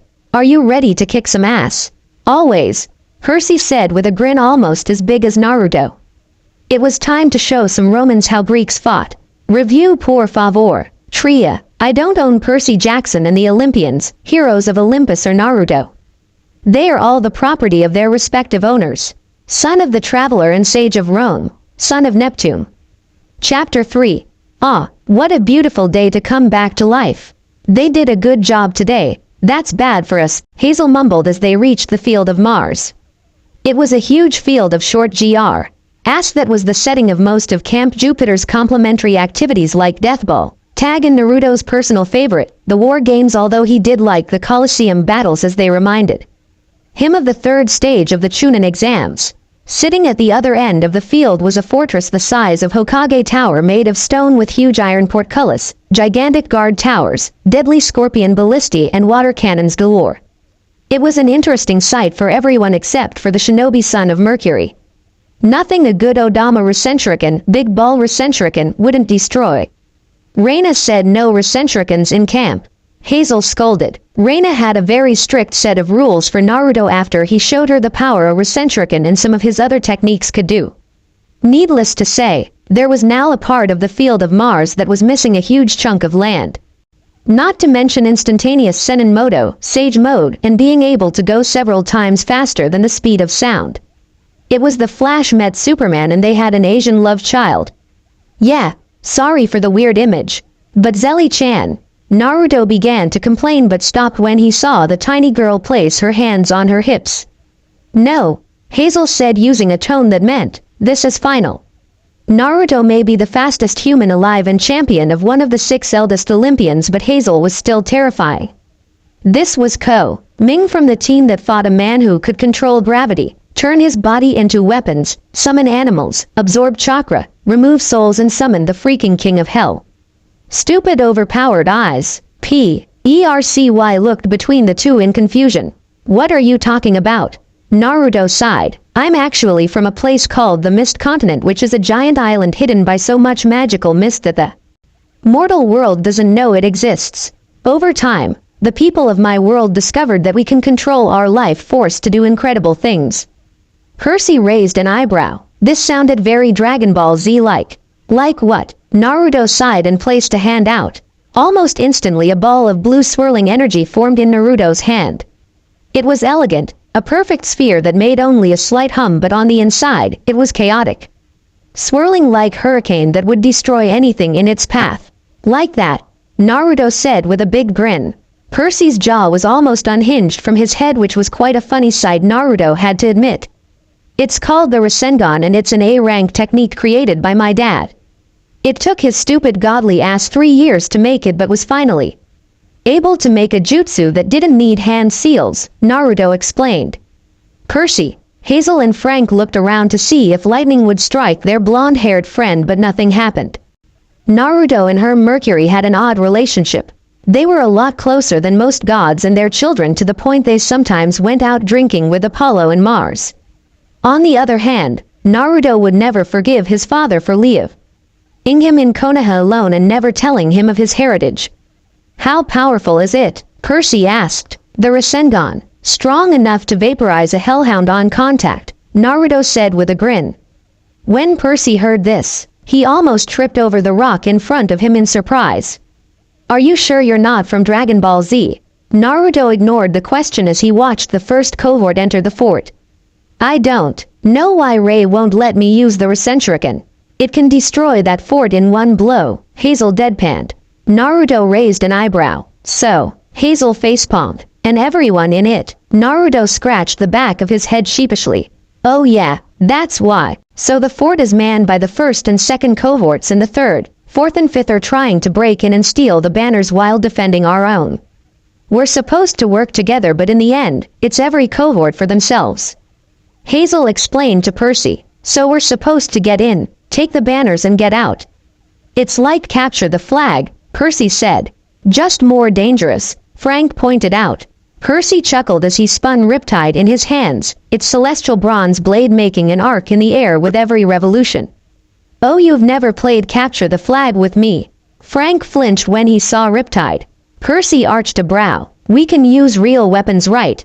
Yeah, it's just I've never seen anyone besides Naruto use a celestial bronze weapon, Frank admitted.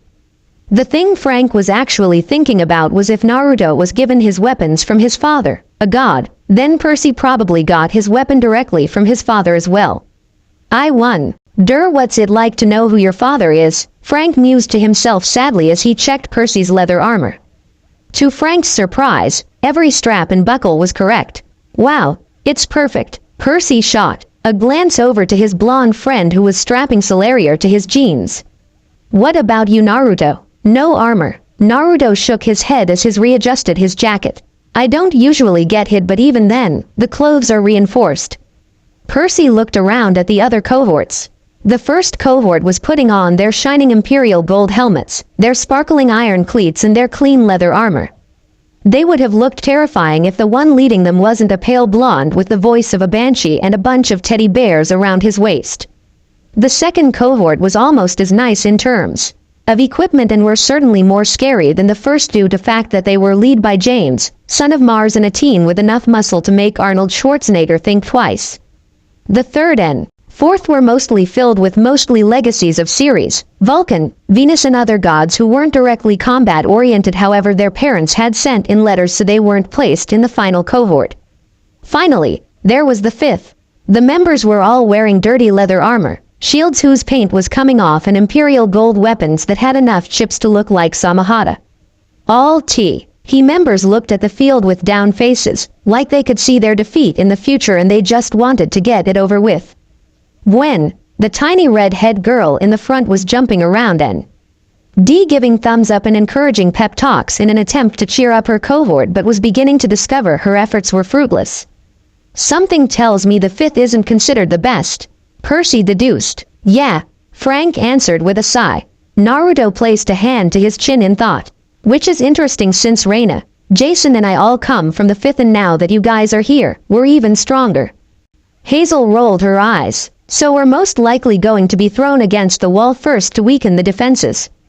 Percy then remembers something. Wait, Naruto, aren't you supposed to be Gwen talking to the centurions of the third and fourth?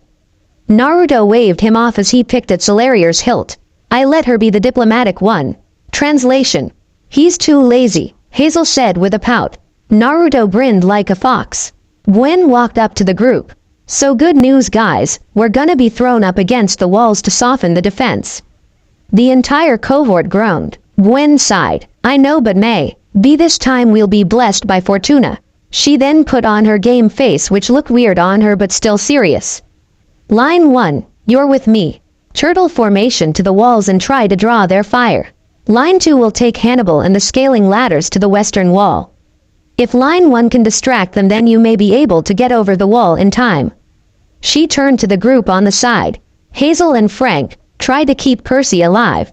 I'm here too, Naruto added. Frank let out a small breath of relief. Naruto was eccentric in the least, but he was strong and would keep them alive. Hopefully, Naruto rubbed his hands together with a foxy grin on his face. What's the plan? I don't know, Percy said with a shrug. The four of them sat for a second when Frank's eyes widened. Wait, I have an idea. Naruto facepalmed. We're gonna die. I take back everything I've ever said about any of your plans. The four Romans were crawling through a small tunnel that Hazel had found. It was a daughter of Pluto thing. You know, daughter of the one who ruled all under the earth. The only lights in the dark path under the earth was the lights of Riptide and Solarier, the celestial bronze weapons casting a dull glow. Frank pouted. Wait, what do you say about my plans? Naruto clapped an arm around Frank's shoulder. I just told you, Frankie. Nothing anymore. Hazel rolled her eyes. We're 10 feet from the wall. Naruto nodded. Gotcha, Percy said with a grin. Let's shake this game up a bit. Naruto snickered. Nice pun. Percy raised an eyebrow. What? Shake it up, Neptune, Earthshaker. Naruto said with another chuckle. Frank, Percy and Hazel facepalmed. Hazel pointed up at an opening she formed. Go. Naruto slapped Frank on the back, urging him toward the hole. Frankie, it was your plan. You go first, then Hazel, then Percy. I'll draw the attention away from Gwen, then I'll meet you up.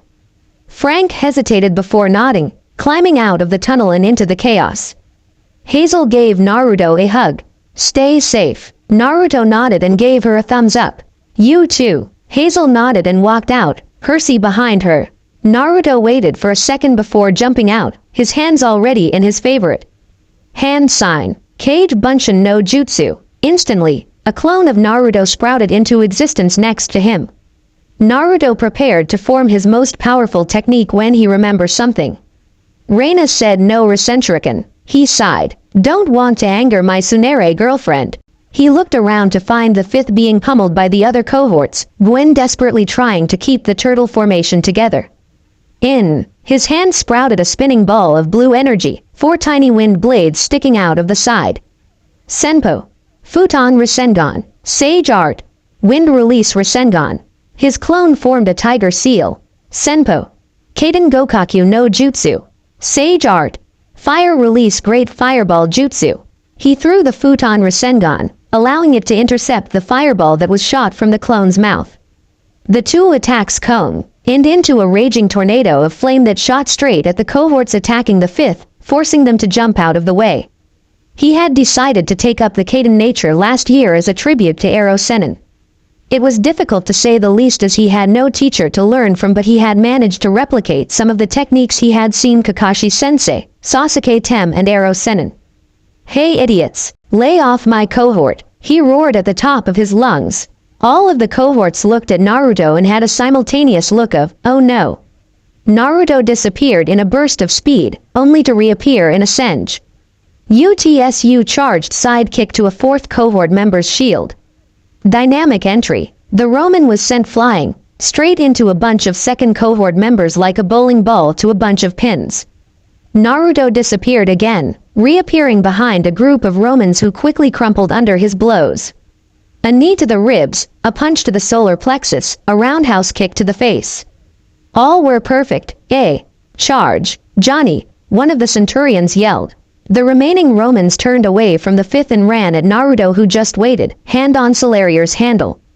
Once they were close enough, he was gone with a trail of flame behind him. Streaks of bronze light danced through the tight formation of the trained and armored Romans. Then suddenly, Naruto reappeared, and with the skill of a master, Solarier was slid back into his sheath. Like a stack of dominoes, the rest of the attackers fell to the hard ground of the field of Mars. Naruto ran up to Gwen, who watched this all with awe. Are you guys okay? Yeah, we're fine.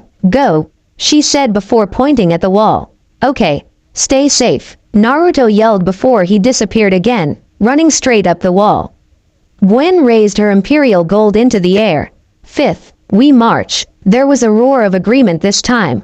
When Naruto got to the top of the wall, it was pure carnage. Frank was knocking over defenders left and right while Hazel was using the length of her spatha to attack people from atop Hannibal. The biggest problem for the first and second was Percy. He was fighting like a Greek, slicing, diving, kicking, deflecting, disarming. No one could stop him. Naruto appeared next to his friend and drew Solarier to block the blade about to catch Percy in the ribs. Hey Percy! Percy's eyes widened in surprise before he kicked the Roman in front of him in the chest, sending him into a pile of his friends. Yo, Naruto disappeared again only to reappear behind a group of second cohort members, Celeria out. He quickly sheathed his blade and once it clicked, all of the Roman's armor and pants fell. In that instant, he had cut through all of the straps holding their armor and their belts holding their pants. It was not a good day for some of them to be wearing SpongeBob briefs. Percy chuckled at the girly screams from the Romans while averting his eyes from some of the girls. He ducked under a gladius swing and smashed his pommel into the dude's leather armor. The flat of his blade came up and across the gold helmet, knocking him unconscious. Naruto absorbed some nature chakra before leaping into the air. Before landing with Celeria's blade in the ground. Doryusen, Earth Dragon Flash. The wall erupted from the force, shooting chunks of earth as big as boulders into the attackers. Down a majority of the defending force between the force of the boulders or the giant hole in the floor. Percy, Frank ordered and the son of Neptune nodded. He shot a hand out and focused, a bead of sweat running down his face while Naruto rushed to protect his friend. A few seconds later, the water cannons exploded and showered everything in an explosion of water and metal. Naruto slid under a sword thrust and struck at the back of his opponent's knee with Celeria's pommel. Pulling himself into a windmill, he struck another two first cohort members in the leather armor. He doves forever into a front roll, slicing at legs with his katana. Octavian's eyes widened in anger. Stop them! Naruto placed both hands on the floor and pushed himself into a handstand, kicking someone in the chin. I got the idiot, he yelled to Percy who nodded. Naruto ran before performing a full Arabian over all of Octavian's guards and landing behind the scrawny boy. He clasped his forefingers and middle fingers together before coating them with chakra. Time for my ultimate move. Konohagakure Hiden Taijutsu Ogi. Senin Garashi. Konohagakure Secret Taijutsu Technique. 1000 Years of Death. Naruto yelled before stabbing Octavian's right where the sun doesn't shine. With the speed of an arrow, Octavian flew through the air while holding his bum and crying hysterically. Ah, I've been defiled. Naruto scratched the back of his head sheepishly.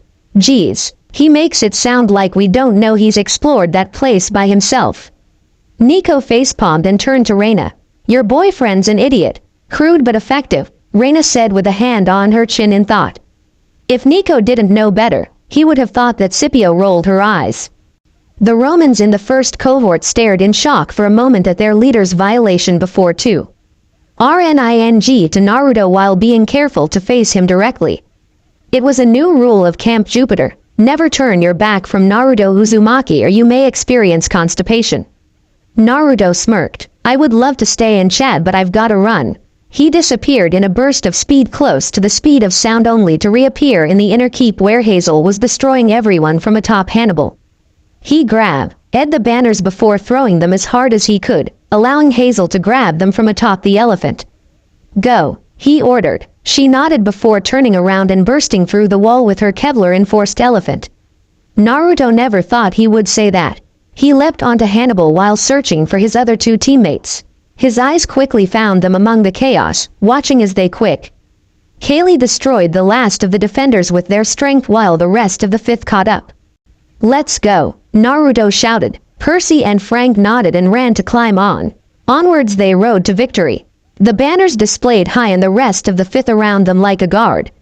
Finally, they crossed over the boundary line and there was a roar from the once melancholy cohort. Reina swooped by on Scipio and clapped slowly. Congratulations! The entire camp began to recondense as the game was over, allowing Naruto to laugh at the damage. Ruined hair, pants that were falling, kick me signs, orange paint and other pranks were all the results of the many traps Naruto had set up just in case people came after his cohort. Everyone was celebrating till they noticed they were missing one person. A short redhead. Gwen, Frank yelled. He rushed up to the girl as she laid on the floor, a 7-foot pilum sticking out of her chest. The medics surrounded her, attempting to use every piece of medical equipment they could to save her. Naruto cursed. He wished he had Bachan's medical prowess. After a minute the medic shook his head and stood up.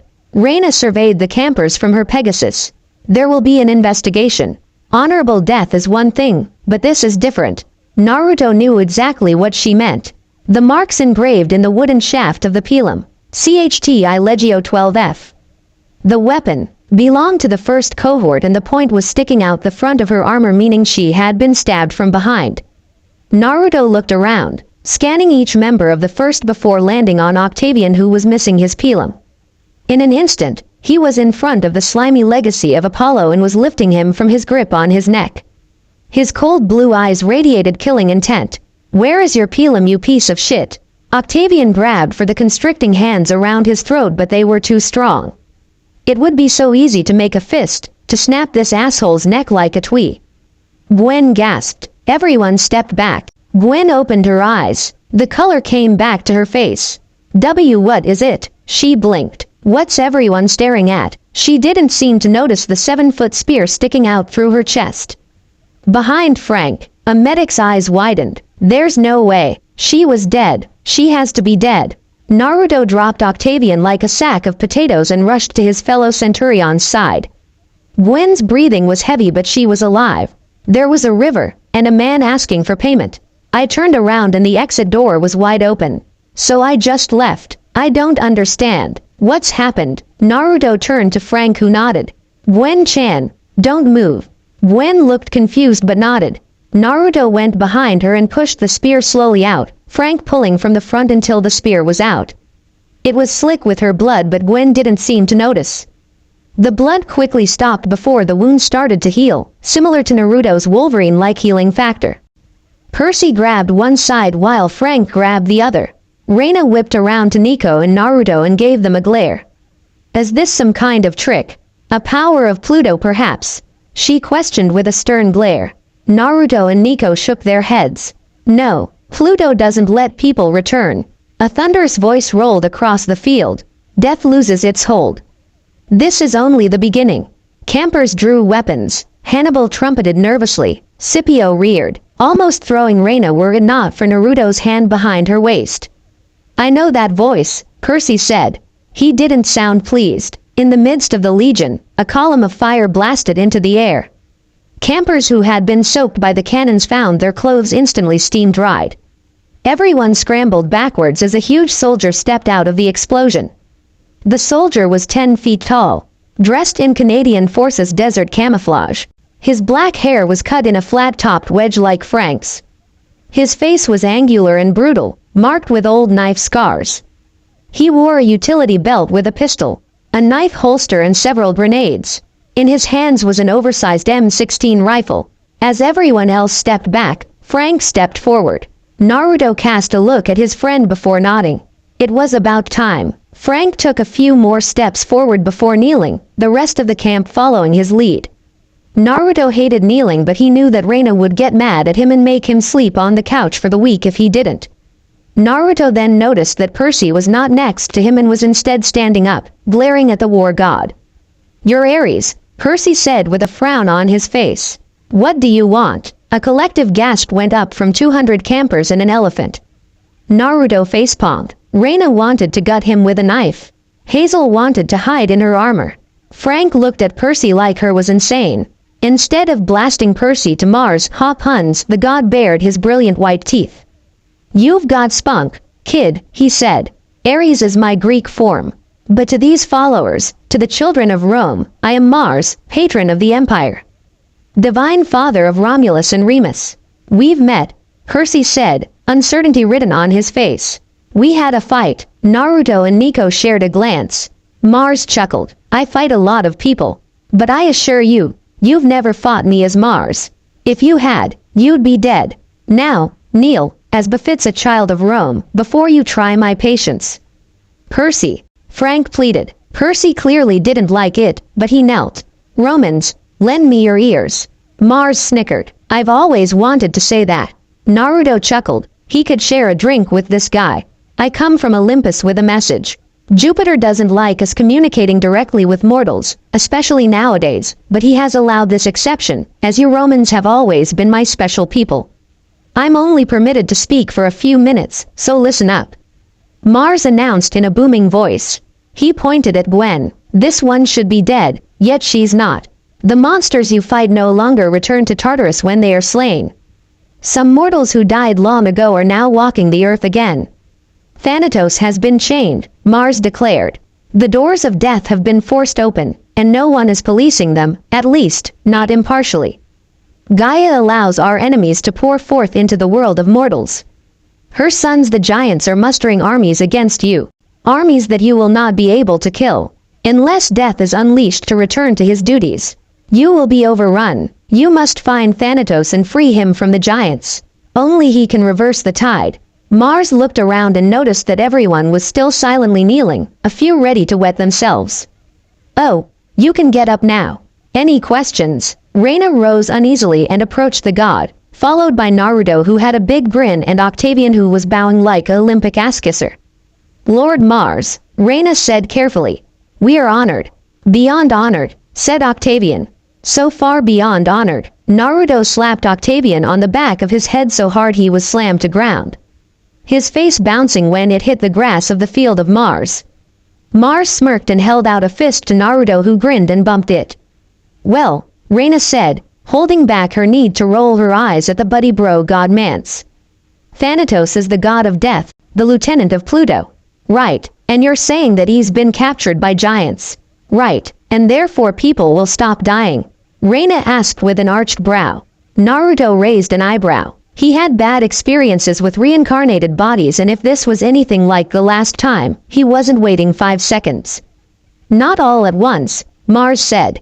But the barriers between life and death will continue to weaken. Those who know how to take advantage of this will exploit it. Monsters are already harder to dispatch and respawn in minutes. Soon they will be completely impossible to kill. Some demigods will also be able to find their way back from the underworld. Like your friend Centurion Shish Kebab. Gwen winced. Centurion Shish Kebab. If left unstopped, Mars continued, even mortals will eventually find it impossible to die. Can you imagine a world in which no one dies, ever? Octavian raised his hand feebly. But, mighty all-powerful Lord Mars, if we can't die, isn't that a good thing? If we can stay alive, indefinitely, don't be foolish, boy. Mars bellowed. Endless slaughter with no conclusion. Carnage without any point. Enemies that rise again and can never be killed. Is that what you want? You're the god of war. Percy spoke up. Don't you want endless carnage? Naruto shrugged. It was a fair point. Mars' infrared goggles glowed brighter, like a red sun ready to engulf everything in its heat. Idiotic. Perhaps I have fought you before. I can understand why I'd want to kill you. I'm the god of Rome, child. I am the god of military might used for a righteous cause. I protect the legions. I am happy to crush my enemies underfoot, but I don't fight without reason. I don't want war without end. You will discover this. You will serve me. Not likely, Percy said. Naruto smirked. Not many others had the balls to backtalk a god. Frank waited for the war god to strike him down, but Mars just grinned like they were two old buddies talking trash. I order a quest, the god announced. All eyes were on him, so he continued. You will go north and find Thanatos in the land beyond the gods.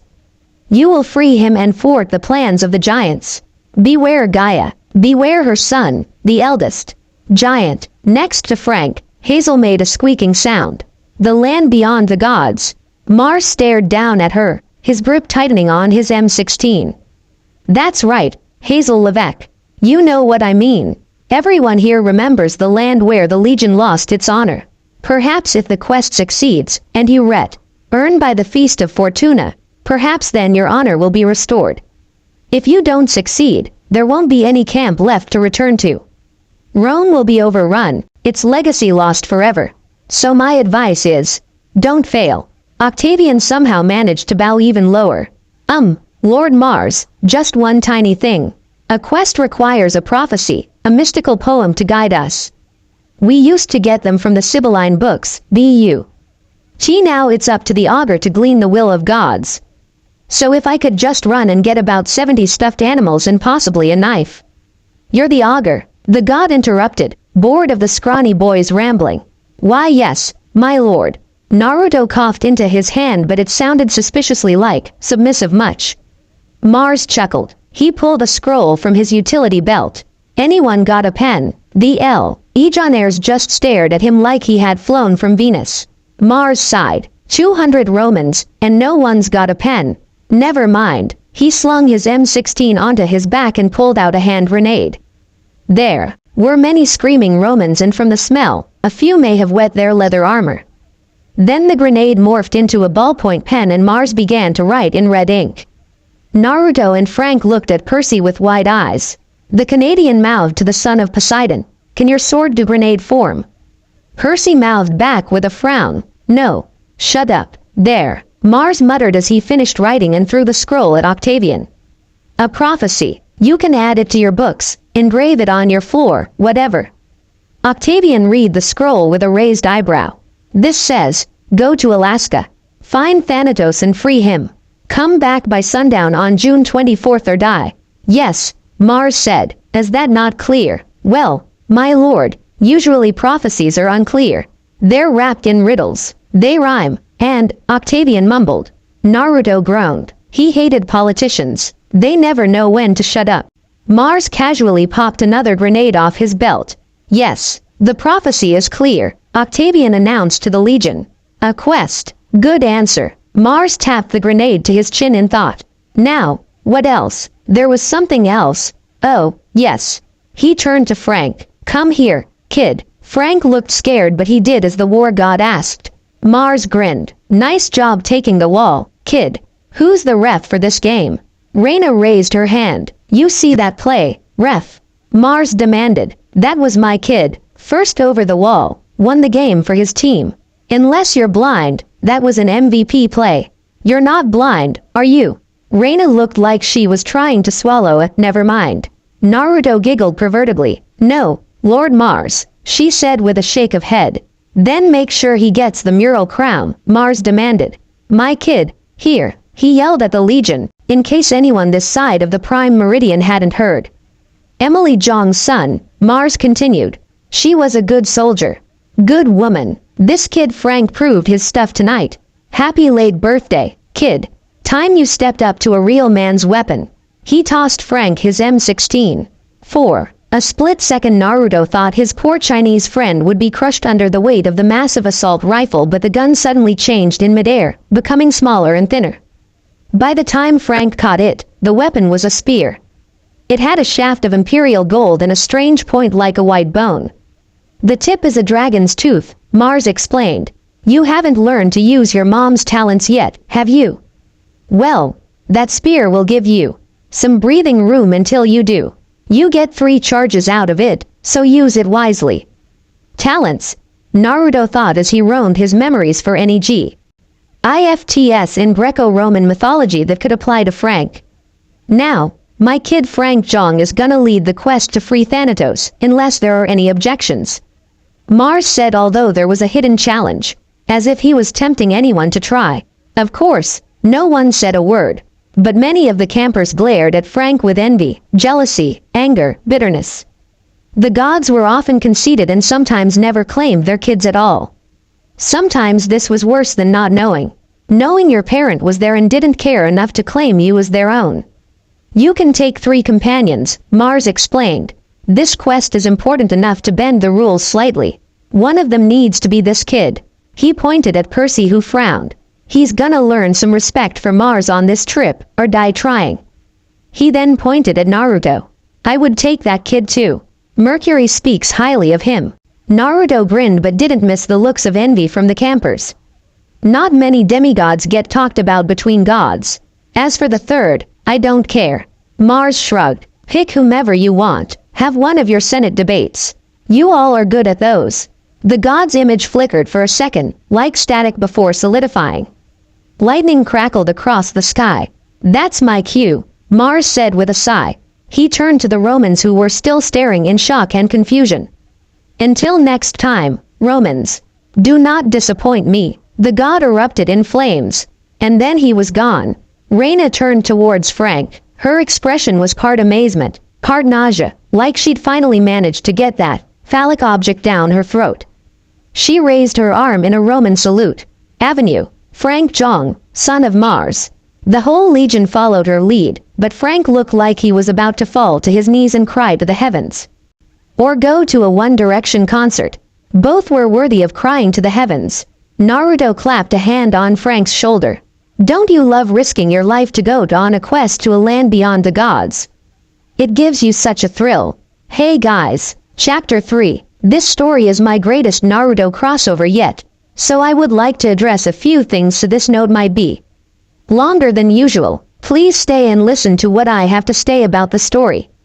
First, Naruto will not get Mokuden series. Champion means he is able to use Sage Mode easier.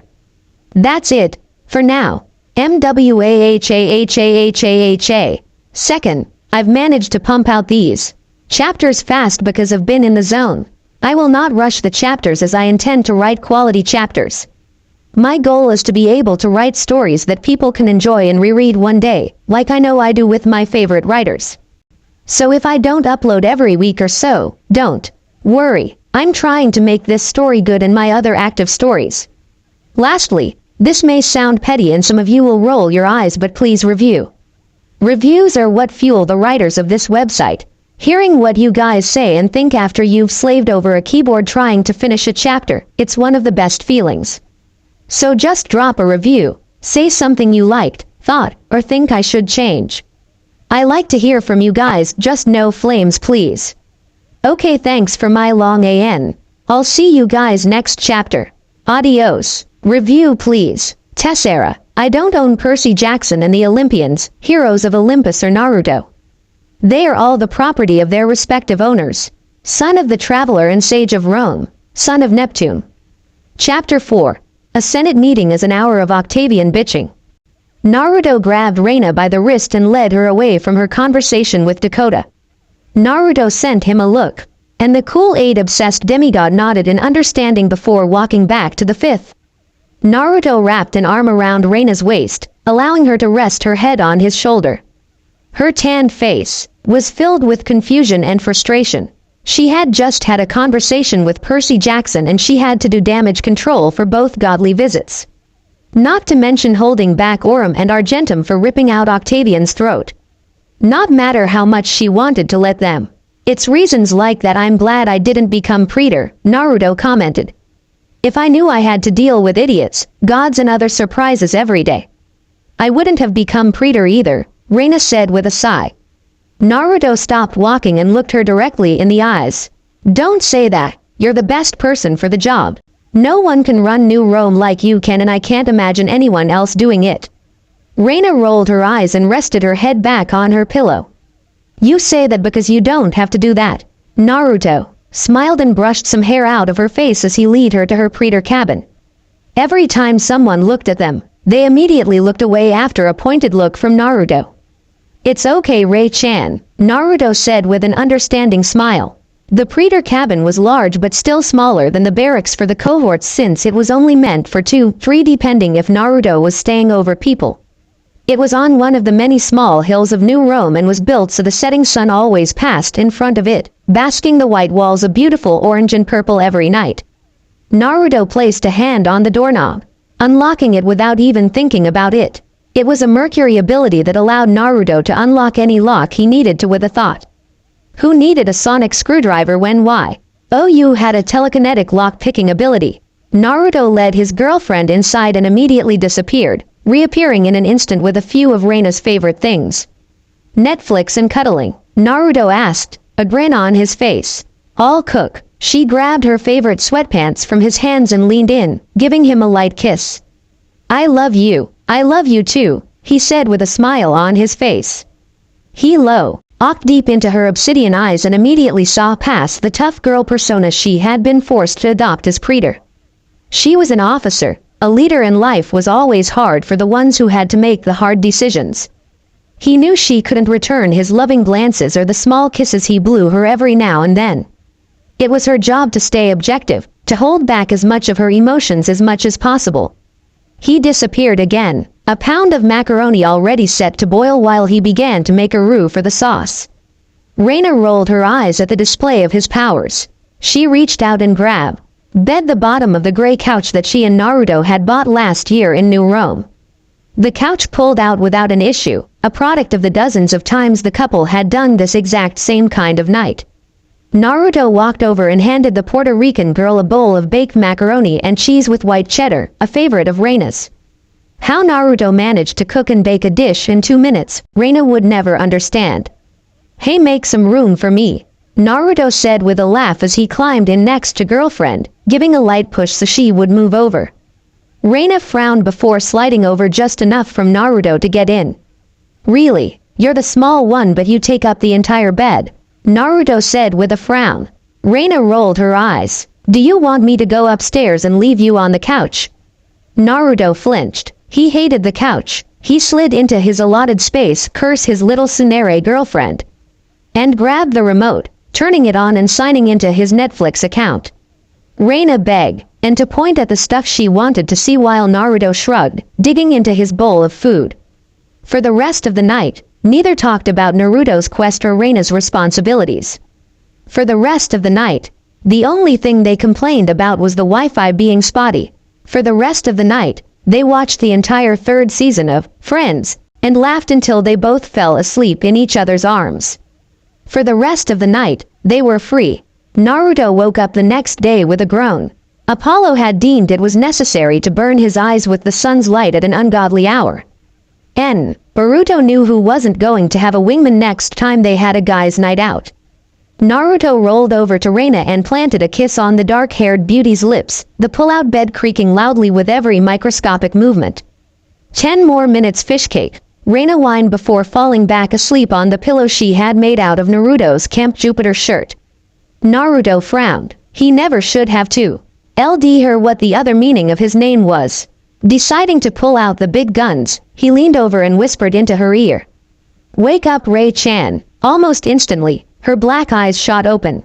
She groaned. I hate it when you use persuasion on me. Yet another ability from Mercury, persuasion was similar to Charm's peak, which Aphrodite, Venus's children had, but just not as strong. Naruto was born with an abnormal affinity to persuasion, especially considering he believed everything he says, making it stronger. This was why he had been able to convince Nagato, Tsunade and other people throughout the years. The difference between persuasion and Charm's peak was that persuasion was not telling the person what to do but suggesting to do them what you wanted them to do. Fun fact, most of Mercury's children with power persuasion often went to become telemarketers and politicians. Rise and shine, sweetheart. We have a long day ahead of us, Naruto said with a grin. Naruto jumped out of bed and walked into Reina's closet, grabbing a white toga with gold lining and a light gray toga from their hangers. He handed the white toga to his waking girlfriend, who groaned again. The gray toga had been a gift from Jason last Christmas and was awesome since it was the color of Mercury, literally and symbolically. That, and it had a pocket sewn into it for Solarier. For Christmas, Naruto had gotten his an awesome Imperial gold sword javelin combo that shrunk into a coin. Being a jack of all trades apparently applied to forging as well. How the hell do you put this gray curtain on? Naruto grumbled in anger. The gray monstrosity had somehow managed to wrap itself all around him and made him hug himself, suspiciously like a straitjacket. Reina rubbed her chin in thought as she quickly put on her toga with ease. I don't know, maybe leaving you in a straitjacket is what's best for the world. Naruto pouted like a child. You love me because I'm crazy. Naruto rolled his eyes and struggled some more with his cloth prison. Why aren't you this playful during the day? Because I have a job and a sense of responsibility, unlike a certain blonde I know, Reina said with her hands on her hips. Naruto nodded, a mock sense of seriousness on his face. Yes, darn that Jason Grace. The edge of Reina's lip quirked upwards. You're an idiot. Yes, I am, but I'm your idiot, Naruto said with a smile. Now help me get this god's damn toga on. Reina wanted to facepalm so badly. Reina Ramirez Arellano, Creator. Of course, Terminus said as he checked each of the incoming senator's tattoos. The Roman god was not a full god in the traditional sense, but was in fact just a marble torso with no arms or legs that was always really grumpy and took weapons away. Naruto walked up and held a fist out to the armless statue. Terminus. Terminus nodded as he bumped the fist. Naruto Uzumaki, Senator, 5th cohort. Naruto knelt down and put his hand out for Julia, Terminus' 5-year-old assistant, to high five. The little girl's eyes lit up and she slapped her hand with as much force as she could. Naruto fake winced. Geez, Julia-chan is always trying to break my hand. Julia giggled and hid behind Terminus, who was smiling lightly. Not that he would ever admit it. Naruto handed Celeria to the girl, who nodded before he continued walking past the boundary stone. Naruto looked behind him as he walked past the god and saw Percy, Frank and Hazel talking to Terminus. Oh no, not good. Percy doesn't want Terminus on his bad side, Naruto thought to himself. It had taken months to get Terminus trust back after Naruto painted him orange. He walked toward them as Reina had already left him to go set up the Senate, so he had time. Riptide always returns to my pocket, Naruto said to the god, who rolled his stone eyes. Well, or make sure it doesn't wander off, the statue said like it was obvious. Julia nodded. Percy looked conflicted until he heard a familiar voice. Just give her the weapon, Clambake. Percy rolled his eyes and placed his pen into the tray, looking up to the blonde teenager in the gray toga in front of him. Really? 2 days and you're already giving me nicknames? Naruto snickered and clapped a hand on Percy's back. Move it or lose it, water boy. Is he done yet? Percy asked Hazel, who giggled. Naruto shook his head. Not even close, fish sticks. Percy was a boo. To make some joke about Naruto being fast when he looked over the hill toward New Rome. Whoa, Naruto grinned. New Rome was spectacular, even from a teen who grew up looking down at huge village Fro.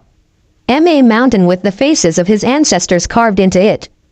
Dozens of demigods and legacies that were at least college age were all living their lives, not worrying about surviving the next day.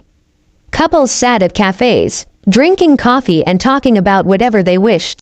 A bunch of guys that looked like legacies of Apollo were throwing a football around in the plaza, each throw a perfect spiral. Demigod couples held hands as they watched their children play in the green grass. It was Elysium on Earth for many, no more running or fighting. No more worrying if the next day would be your last. College, work, anything you once dreamt and dismissed as impossible was now a possibility. All of these guys are demigods. Percy asked in awe. Yes, are children of demigods. Legacies we call them, Hazel explained. Percy raised an eyebrow. Demigods can have kids. Well, when two people love each other, sometimes they want to have a baby. So they take off their clothes and Naruto began only for Percy to shove his fingers into his ears and begin to hum loudly. Gods, I've already had the talk. The son of Neptune screamed. Hazel stared at the two idiots for a moment before rubbing her face with her hands in exasperation. Yeah, if they survive for long enough. Once they have 10 years of service, they can retire and live their lives in New Rome. If the Legion needs them, the veterans will. They'll come help protect the city as reserve forces, although they usually just spend their lives as civilians. Percy nodded, pondering a life outside of running and fighting. A life spent with a beautiful girl with blonde hair and gray eyes. He shook his head to get the thought out of his head and decided to change the subject. So what's a Senate meeting? Naruto snorted. An hour of Octavian bitching before there's a vote. Sounds lovely. Percy mumbled under his breath as the 4 demigods entered the grand white building before them. Percy groaned as he entered the Senate building. It reminded him of a high school lecture hall. He hated lectures. ADHD always seemed to act it up whenever he was in one. That poor pigeon. No one deserves to be hit with a pineapple flying at 30 miles per hour. The back seats were filled with dozens of ghosts while Nico stood guard, to shut up any ghosts who were being annoying. The front was taken mostly by the 10 senators, although Octavian was standing with his knife and beanie babies ready. Good luck, Naruto said. He gave Percy and Frank a clap on the back before he disappeared, reappearing next to Reina, who nodded. For today's meeting, we will forego formalities as they will take too much time. The quest must begin in an hour, Reina said with a glance at the clock on the wall. We will not debate the quest as it was given by Mars Ultor himself, and we shall obey his wishes. Frank Zhang has chosen his 3 companions, Reina announced. Frank gave a nervous wave to the Senate. Immediately there was roars of outrage. 4 questers. Blasphemy. Tradition. Robert from the 2nd stood up. All 4 from the 5th. Is that wise? Now, Robert, I wouldn't doubt our skills if I were you, Naruto said with a single finger in the air. A ball of swirling energy came into existence from the tip and sat there silently. All of the Centurions gulped at the sight of the Rasengan. Frank Jong has chosen Hazel Levesque, Percy Jackson and Naruto Uzumaki to accompany him on his quest to Alaska, Reina continued. This is crazy. Frank Jong isn't even a full member of the Legion. A quest must be led by a centurion or someone of an even higher rank. Alaire shouted from the back. We must obey our patron god's wishes even if it causes. Reina seemed to look for the right term for a moment. A slight change in tradition. Frank Jong, please step down, Octavian announced. Frank gulped before walking down to where Reina, Octavian and Naruto were standing. Naruto was grinning and giving him a subtle thumbs up while Octavian was glaring at him. Reina was as usual, neutral. It is my pleasure, Octavian said, forcing out the last word, to bestow upon you the mural crown for being first over the walls in siege warfare. Octavian handed him a bronze badge shaped like a laurel wreath. Naruto glared at the legacy of Apollo with as much killing intent as possible before he groaned and pulled out a bronze crescent. Well, Frankie, it's my actual pleasure to award you the title of Centurion, Naruto said with a grin as he placed the badge into Frank's hands. Silence, Octavian roared in as loud a voice he could muster without his voice cracking. Our praetor recognizes that no one below the rank of Centurion may lead a quest. For good or ill, Frank must lead this quest, so our praetor has decreed that Frank Jong must be made Centurion.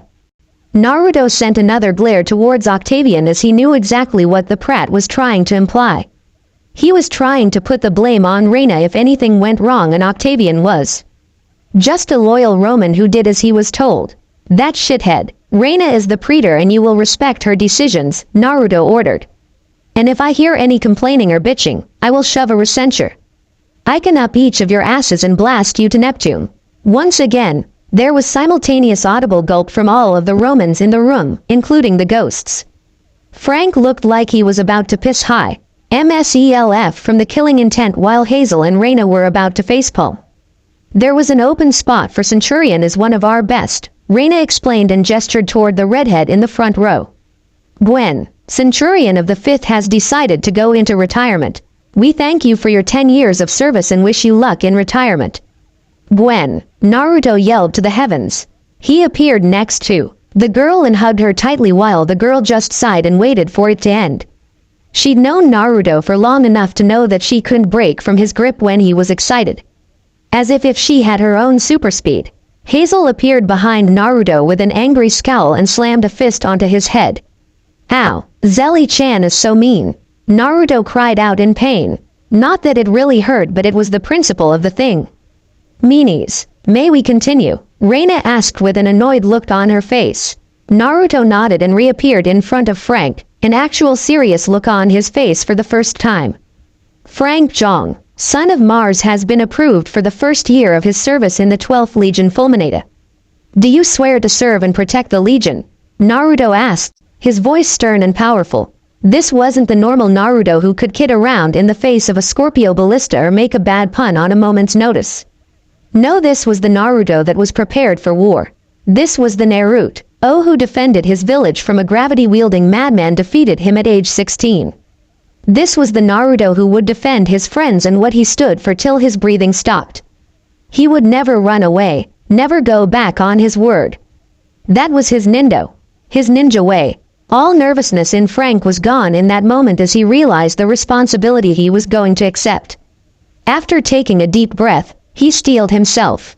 I swear, Naruto smirked. Try not to bite your tongue. Senatus Populus Que Romanus. The senators roared in unison. Divine fire burst to life on Frank's arm and terror spa. RKED to life on the Canadian's face as the fire seared marks into his skin. Eternally tattooed onto his skin was SPQR over a set of crossed spears, and under it all, a single line of service.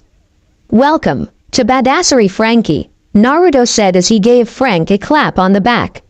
Frank stumbled for a moment before he walked to where Hazel was jumping up and down in happiness. Now moving on, Octavian said like he was glad it was over. Do you have any plans for the quest? There was no response as Frank was in deep conversation with Hazel and Percy. Centurion Frank, Octavian shouted. Frank jumped. Did you hear the question? Octavian shouted impatiently. Frank shook his head. Octavian sent a look toward the Senate as if to say, "What did I tell you guys? I was asking if you had any plans. Any idea where you're going or what you're going to do?" Octavian asked, a look of slight annoyance in his eyes. Hazel stood up and put her hands on her hips. "Weren't you listening last night or were you too busy trying to kiss Mars' ass?" "We're going to Alaska. That's my girl." Naruto grinned. Everyone seemed to shuffle at the name of the cursed land. Some of the ghosts shimmered and disappeared as if they were afraid to be seen. Finally Larry stood. "I know what Mars said, but that's insane. Alaska is cursed, and not in the normal, oh hey look a ghost way. Anyone who goes to Alaska dies.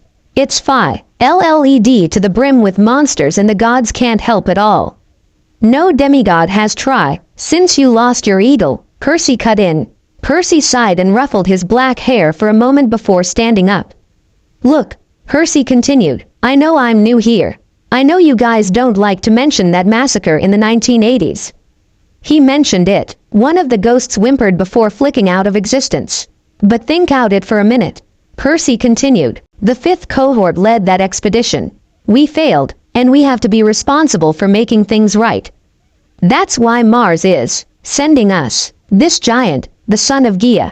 He's the one who defeated your forces 30 years ago. I'm sure of it. Now he's sitting up there in Alaska with a chained death god, and all your old equipment. He's mustering his armies and sending them south to attack this camp." "Really?" Octavian said. "You seem to know a lot about our enemy's plans, Percy Jackson." Naruto slammed his hands onto the table between him and Octavian with enough force to shatter it. His eyes golden and toad-like. "Hey Octavian, why don't you go stab a teddy bear and give us some useful information instead of questioning the loyalty of my friends?" Naruto growled, "Or else the next person to have a peel 'em through their chest is going to be you and you're not going to come back." Octavian took a step forward. "Is that a threat? I'm in August." Naruto turned around and faced toward the Senate although his next words were audible. "It's not a threat, it's a promise." Octavian paled like a ghost before he took a step back and sat down. "This quest is going to happen and the 4 of us are going to Alaska. There we will meet the children of Gaia and we must defeat them to free Thanatos or else Gaia will rise. That is all we know," Naruto said with a cross of his arms. Reina raised an eyebrow. "Children, I thought there was only one son of Gaia holding." She hesitated. "The death god." Nico stood up. "Naruto and I have been discussing this information among ourselves and have come to the conclusion that there has to be at least 2 giants working together to stop death." Hazel stood up, her fingers poking together like a certain white-eyed girl Naruto once knew. "One of them is Alciwanus." Reina turned toward her, confusion and suspicion on her face. "How do you know Hazel?" Naruto jumped to Hazel's defense but Nico already had it covered. Each giant corresponds to at least one Olympian. Porphyrion is the bane of Jupiter, a giant made specifically to combat the king of the gods. Alciwanus is the anti-Pluto so we know of him from our father. Reina didn't seem convinced but didn't push the matter further, although she did send a glare toward Naruto that said, "You're explaining later." As hard as the Titans were to kill, the giants are harder. While they may not each have their own domains, they can only be killed by a god and demigod working together, Naruto explained. Immediately there was roars of disbelief. "Gods and demigods? That's impossible. It's happened before. In the first war, Hercules and Dionysus worked with the Olympians and helped defeat all of the giants." Nico explained. "If it could happen now, I don't know. Alciwanus is different as he is completely immortal as long as he is in his home territory. Neither god nor demigod can kill him as long as he is where he was born, which in this case is Alaska," Naruto said. "First, I need to understand something." Percy turned towards Nico and Naruto. "I thought Pluto was the god of the dead. Now I hear about this other guy, Thanatos, and the doors of death. From that prophecy, the prophecy of 8. What does all that mean?" Nico took a deep breath. "Okay, Pluto is the god of the underworld, but the actual god of death, the one who's responsible for making sure souls go to the afterlife and stay there, that's Pluto's lieutenant, Thanatos. He's like, well, imagine life and death are 2 different countries. Everybody would like to be in life, right? So, there's a guarded border to keep people from crossing back over without permission. But it's a big border, with lots of holes in the fence. Pluto tries to seal up the breaches, but new ones keep popping up all the time. That's why he depends on Thanatos, who's like the police. Thanatos catches souls, Percy said, and deports them back to the underworld. Exactly, Nico said, but now Thanatos has been captured, chained up. Frank raised his hand. How do you chain death? It's been done before, Nico said. Hercules wrestled him to the ground and a few other people have chained Thanatos to stop him. And now a giant has captured him, Percy said. Naruto nodded. Reina rubbed the bridge of her nose. So, if we could free Thanatos, then the dead would stay dead. It's a bit more complicated than that, Naruto said. Octavian rolled his eyes. Why does that not surprise me? You mean the doors of death, Reina said, ignoring Octavian. They are mentioned in the Prophecy of 8, which sent the first expedition to Alaska. Julius the ghost rolled his eyes. We all know how that turned out. We Larrys remember. The other ghosts grumbled in agreement. Nico put his finger to his lips. Suddenly all the Larrys went silent like their mouths had been glued together. Thanatos is only one part of the equation, Nico explained. The doors of death. Well, there are many ways into the underworld. With Thanatos imprisoned, all those exits will be easier to use. Sometimes it might work to our advantage and let a friendly soul come back like Gwen. More often, it will benefit evil souls and monsters. The sneaky ones who are already looking to escape. Now, the doors of death, those are the personal doors of Thanatos, his fast lane between life and death. Only Thanatos is supposed to know where they are, and the location shifts over the ages. If I understand correctly, the doors of death have been forced open. Gaia's minions have seized control of them, which means Gaia controls who can come back from the dead. Percy guessed. Naruto nodded. She can pick and choose who to let out, the worst monsters, the most evil souls. If we can rescue Thanatos, that means at least he can catch souls again and send them below. Monsters will die when we kill them and we'll get a little breathing room. But unless we're able to retake the doors of death, our enemies won't stay down for long. They'll have an easy way back to the world of the living. So we can catch them and deport them, Percy summed up, but they'll just keep coming back across. In a depressing nutshell, yes, Nico said. Naruto grinned. He loved Nico's humor sometimes, even if they were talking about the end of the world. Frank scratched his head, but Thanatos knows where the doors are, right? If we free him, he can retake them. Not really, Naruto pointed out. Well, at least not alone. To take back the doors would mean to defeat whatever forces Gaia has put there and prevent the goddess herself from helping. That would take a massive quest, an army of the best demigods. Foes bear arms to the doors of death, Reina said. That's the Prophecy of 8. Naruto shot his girlfriend a glance and immediately wanted to hold her. He knew she was holding everything in and was barely keeping it together, like a Puerto Rican Elsa. He knew what she was worrying about. The world was ending and she was in charge of one of the only rebel forces. They were outnumbered and outgunned, but they had to win. Billions of lives were at stake. If this begins the ancient prophecy, we don't have resources to send an army to these doors of death and protect the camp. I can't imagine even sparing 8 demigods, Reina mumbled. First things first, Percy tried to sound confident, though he could feel the level of panic rising in the room. I don't know who the 8 are, or what that old prophecy means exactly. But first we have to free Thanatos. Mars told us we only needed 4 people for the quest to Alaska. Let's concentrate on succeeding with that and getting back before the Feast of Fortuna. Then we can worry about the doors of death. Yeah, Frank said with a gulp. That's probably enough for 1 week. So you do have a plan? Octavian asked skeptically. Percy looked at his teammates. We go to Alaska as fast as possible. And we improvise, Hazel said. A lot, Frank added. We're going to be the fucking Roman MacGyvers, Naruto finished. He took a sip of green tea in a can and crossed his arms in defiance. Reina studied them. She looked like she was mentally writing her own obituary.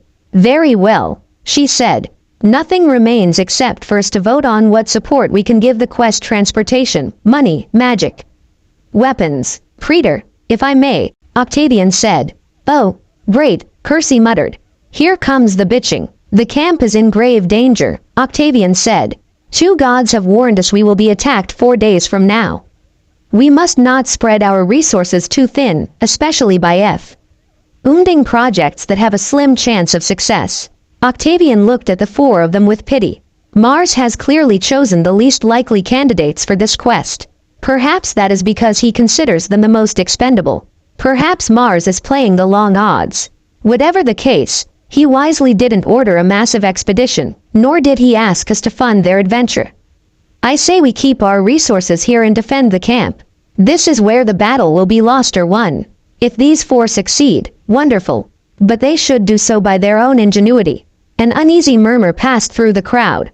The can in Naruto's hand was crushed in his grip. He stood up, his eyes a bright crimson.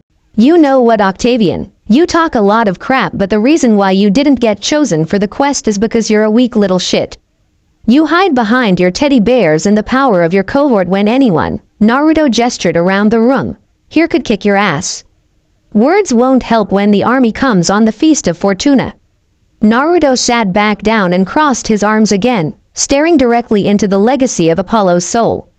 We are not the most expendable, in fact, we are the only ones that can do the job. Frank jumped to his feet to add something, but Percy stopped him before he could throw fuel into the fire. Know what? We don't need any help, but at least give us transportation. Gaia is the earth goddess, right?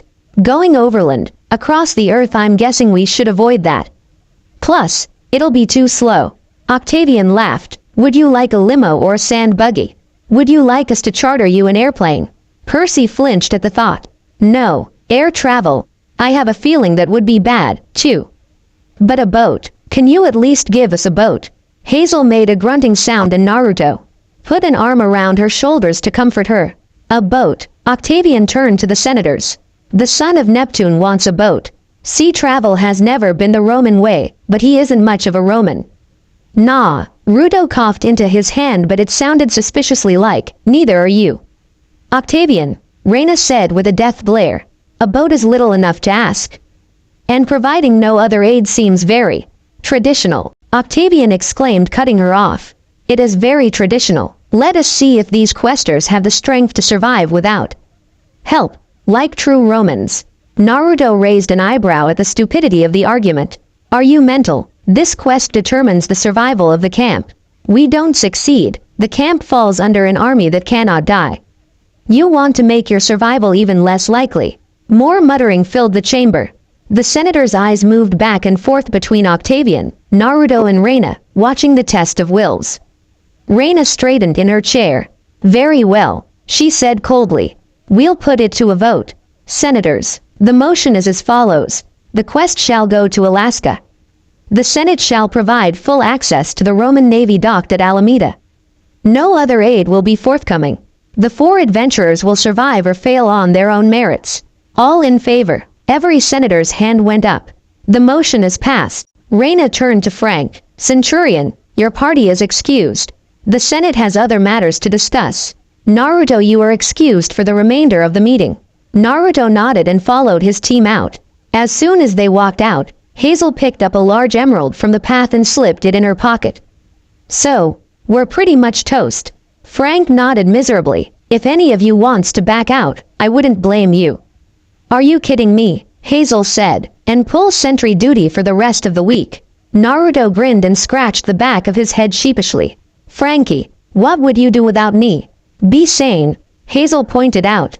Naruto's sweat dropped. Fair enough. Frank managed a smile. He turned to Percy. Percy gazed across the forum and Naruto knew the feeling.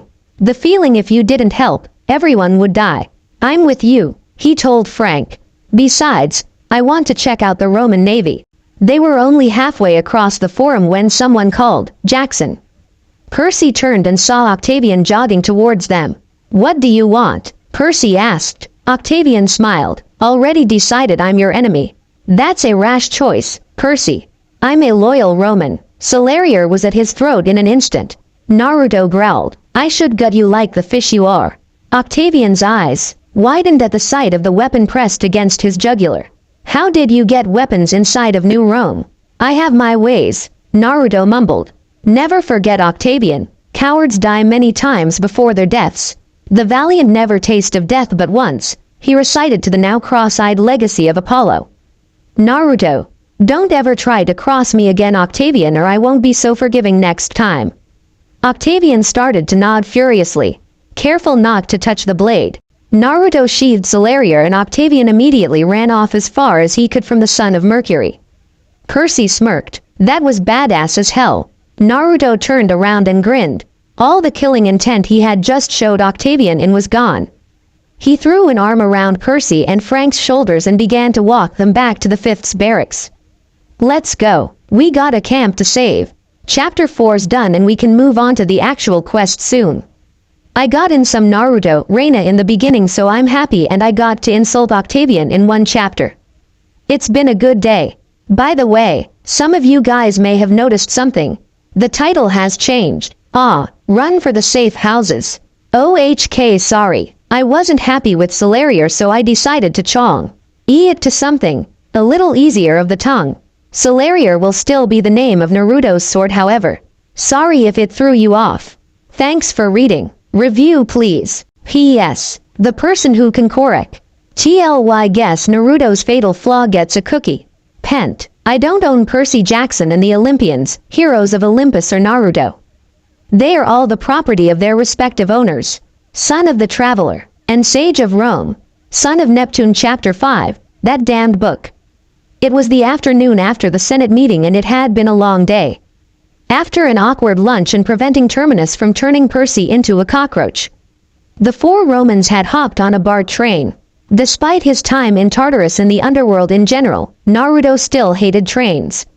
It wasn't the claustrophobic conditions that WOULD bother most people but the train itself. A giant steel box moving that you had almost no control over. No, thank you. Percy had kept most of his old stuff along with some extra clothes courtesy of Naruto, who was friends with the manager of New Rome convenience store. Although Percy did look a little awkward in a purple shirt, sticking out of the back pocket of his jeans was his trusty ballpoint pen that Percy obviously used to write the complex stories he loved so much. Naruto could barely think of that with a straight face. Hazel had slung a bag over her Camp Jupiter shirt and her light brown aviator jacket. A gift from Naruto so she could match her brother. Her Stygian iron spatha was wrapped in a sheet and strapped to her back, but you could still feel the cold radiating off of it. Fr. Ankh fiddled with a canteen of nectar strapped to his hip so it was strapped correctly. He had already packed a few packets of ambrosia along with a few extra quivers since running out of arrows was one of the worst situations for an archer. He had strapped his bow and dragon-tooth spear to his back, careful to wrap them so they look less like deadly weapons and more like hockey gear. Naruto usted his black jacket and resealed one of the many hidden scroll pockets on it. The jacket sat on top of Naruto's ever-present Camp Jupiter shirt, which itself hid a mesh armor shirt. Celeria was ALR. Edie in his pocket along with an orange book that Hazel had made him promise not to read in public. She had been trying to take it for at least a month, but Naruto's agility and sealing techniques made it impossible for the young girl to take it from him for good. Next stop, Oakland, the speakers announced. Naruto's eyes widened in surprise. It's odd hearing the announcer for once. I'm used to New York's subway speakers. New York, what were you doing in New York? Frank asked, confused. New York was known to be incredibly dangerous to all Roman demigods, and not many demigods had the guts to go into the nest of the monsters. Naruto stuttered before reaching into his pocket and pulling out the orange book to avoid answering. He was once the self-proclaimed king of the anti-perverts, but ever since Ero Sennin died, he decided to pick up the books to see what his mentor's life work was like. In the end, it was more a thing to remember Ero Sennin with than anything. Not that he didn't like it, Hazel scowled. Really? Quote. Naruto didn't respond and just stood up, walking out of the opening train doors with his other three teammates behind him, a frown still on Hazel's face. It's an hour and a half walk from here to Alameda, Frank pointed out.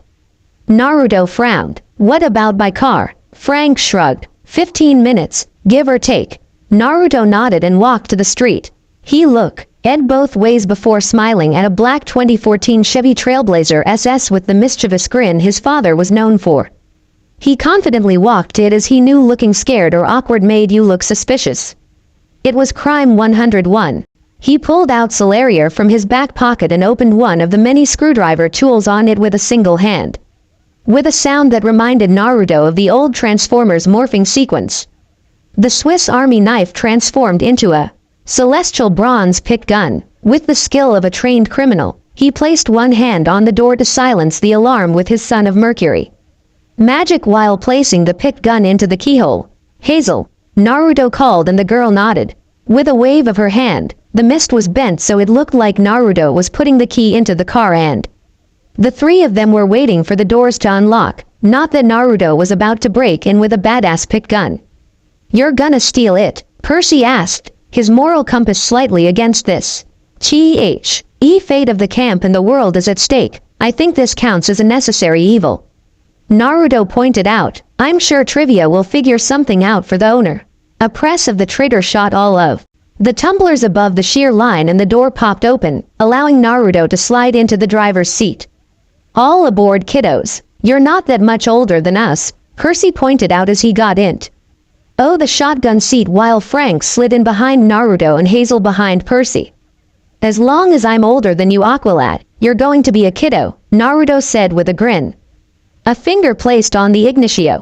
N started the car and Naruto shifted it into gear. Everyone got their seat belts on. Naruto asked over his shoulder.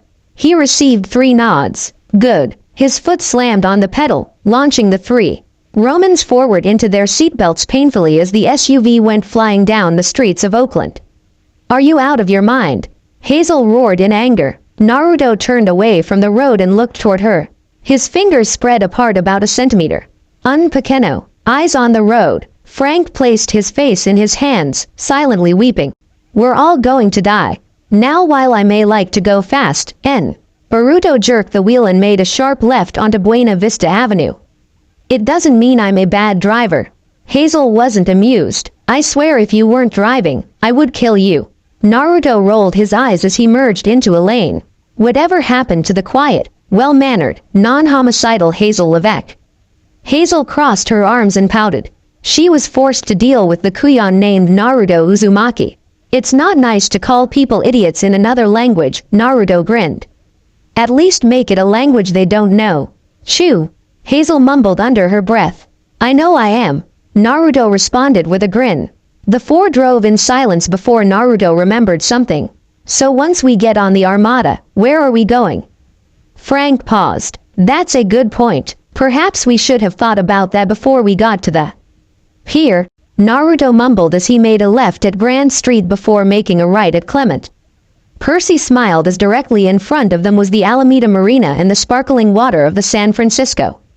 He was at home. "Thank you for riding," Naruto said as he jumped out the car. "Please pick up all of your belongings on your way out." "Ha ha, very funny," Frank mumbled as he got out of the car, his legs a little wobbly. Dozens of boats were moored at the docks, everything from million-dollar yachts to everyday fishing boats. They stretched as far as the eye could see, each slightly different from the next. You guys know what we're looking for?" Percy asked. Hazel and Frank shook their heads. Naruto shrugged. "I didn't even know we had a navy." Hazel sounded as if she wished there wasn't one. Naruto and Frank quickly scanned the marina before both of their eyes caught the same boat. Naruto facepalmed while Frank groaned. "What?" Hazel asked in confusion. Naruto pointed a shaky finger down the docks. There, at the end of the pier rested a small dinghy, an ancient SPQR tarp wrapped around it.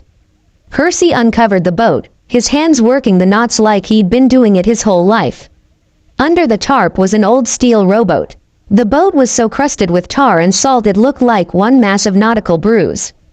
The name Pax was still readable on the side, lettered in gold. On board were 2 wooden benches, a bunch of trash and a mound of frayed rope with one end tied to the mooring. "Behold," Frank said with rather impressive jazz hands. "The mighty Roman Navy." "There's got to be a mistake," Hazel said. "This is a piece of junk." Naruto stared at it for a moment with a frown. "I can get it to work but it's not going to last long." Percy shrugged. "It's better than nothing. Give me a minute," Naruto said as he stepped onto the boat, frowning at the creaking it made with every movement. Sounded like Reina's pull-out bed. His hands formed his favorite, some would say signature, hand seal. Taju Kage Bunshin no Jutsu. 5 clones burst into existence with puffs of smoke and immediately got to work scrubbing the sides of the boat and cleaning out the trash. Percy's jaw dropped. What the? Hazel crossed her arms and smirked. That's the reason why Reina is always so happy every Sunday morning and needs help walking for a few hours after. Percy and Frank blushed at the innuendo. Naruto frowned from where he was cleaning. I heard that. Hazel's smirk became more sinister. You're not denying it either. Childa, why do I have to make everyone I teach a smartass? First Reina, then Jason. Now you. Naruto grumbled under his breath. It's called the Shadow Clone Jutsu and it allows Naruto to make clones of himself that transfer the memories back to him, Frank explained with a sigh. That technique was scary. The first time Naruto had used it was during their second spar and he had knocked him around like a big Chinese-Canadian hot potato. Percy's eyes widened at the implications. Damn, I know a girl who would kill for that. Annabelle, right? Hazel asked. Annabeth. Percy corrected. Naruto jumped out of the boat with a big grin on his face, PP-ing his hands together to get rid of the dust on them.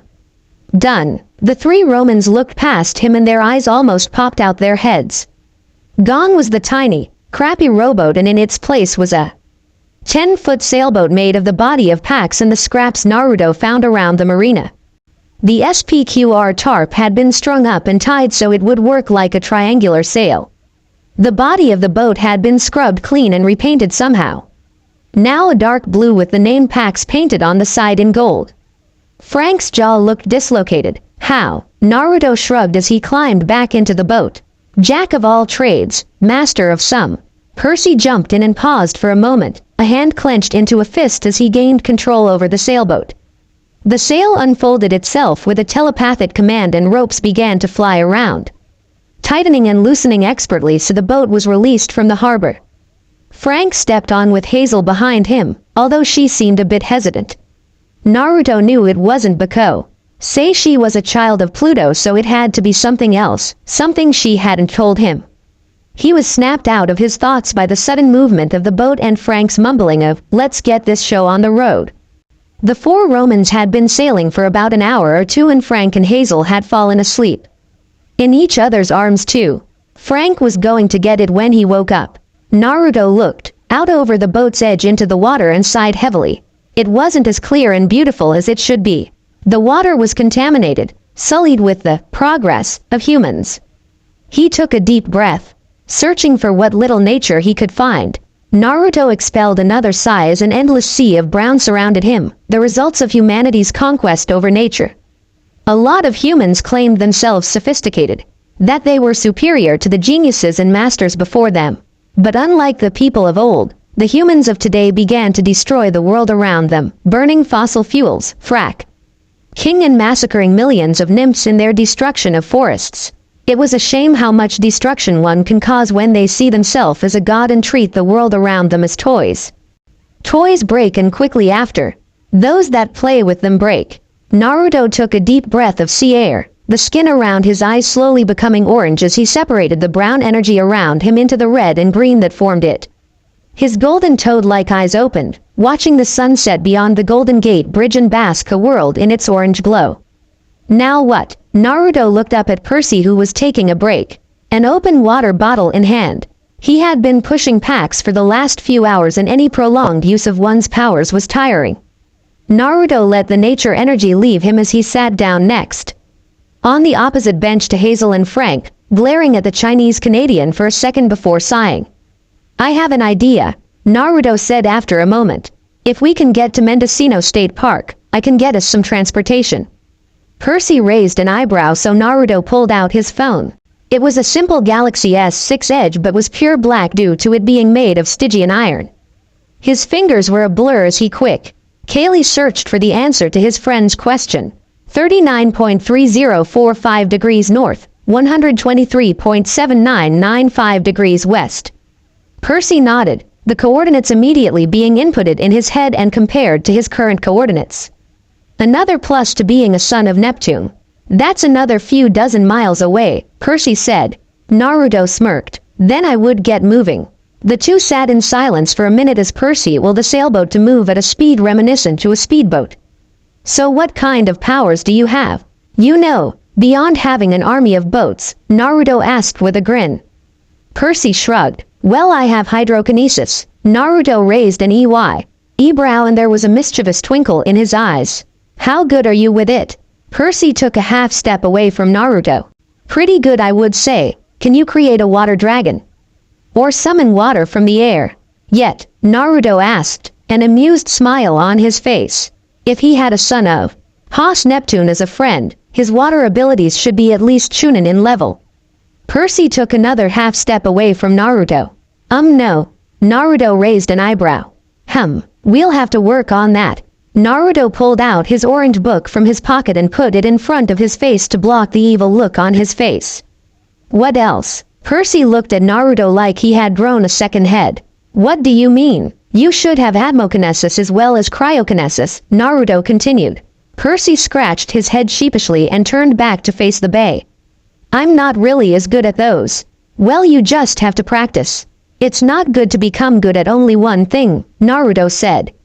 I don't have Hyoten, Ice Release, or Ranton, Storm Release, but I'm sure I could show you a few things. Percy turned back to Naruto with wide eyes. He had seen enough ninja movies to know that ninja training was no joke and would most likely break him for life.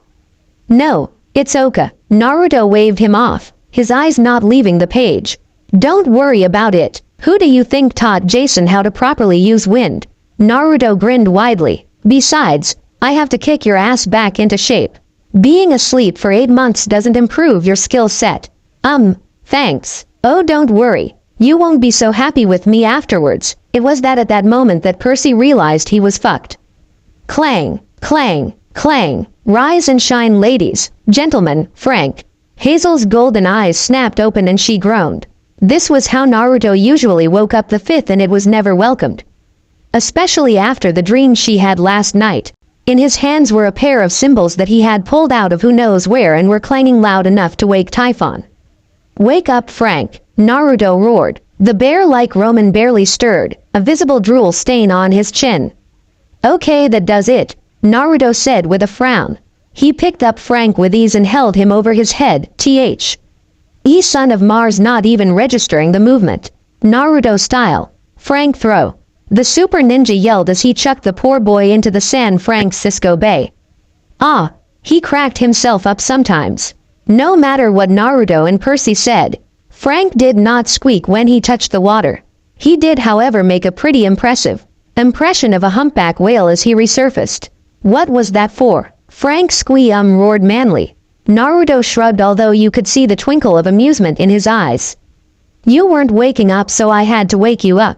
Frank grumbled as he climbed back into the boat, his lots drying off from Percy's hand on his shoulder. Where are we? Hazel asked. She quickly rubbed the sleep from her eyes, otherwise she'd be the next one to get an early morning dunk. Mendocino State Park. We've got to change transportation as Pax. Percy pointed at the leaky sailboat. Is about to go Titanic on us. They both could have survived if they had tied Rose's life jacket to the bottom, Naruto said. The other three each gave him a weird look. Naruto shrugged. Mythbusters tested it, and if those two sons of Vulcan say so, I'll believe them. Percy was about to respond when he registered what was said. Sons of Vulcan. Yep, Naruto said, popping the P. Naruto stepped out of Pax onto the wet sand, Percy, Frank and Hazel following behind him. As soon as Percy stepped off our ship quickly began to suck in more water than a sponge, sinking in seconds.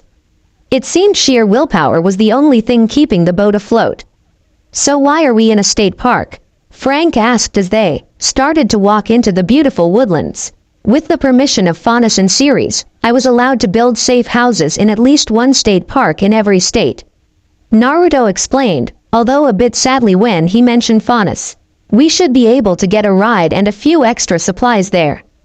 The other three nodded in understanding and continued to follow behind him, all the while doing the ATH in their heads despite how much it hurt Percy. That was at least 50 safe houses. Damn. The woodlands were silent. The only sound was the crunching of the grass around them. It was a bit too quiet. Naruto pulled out Solarier, flipping open the saw blade instead of his normal knife.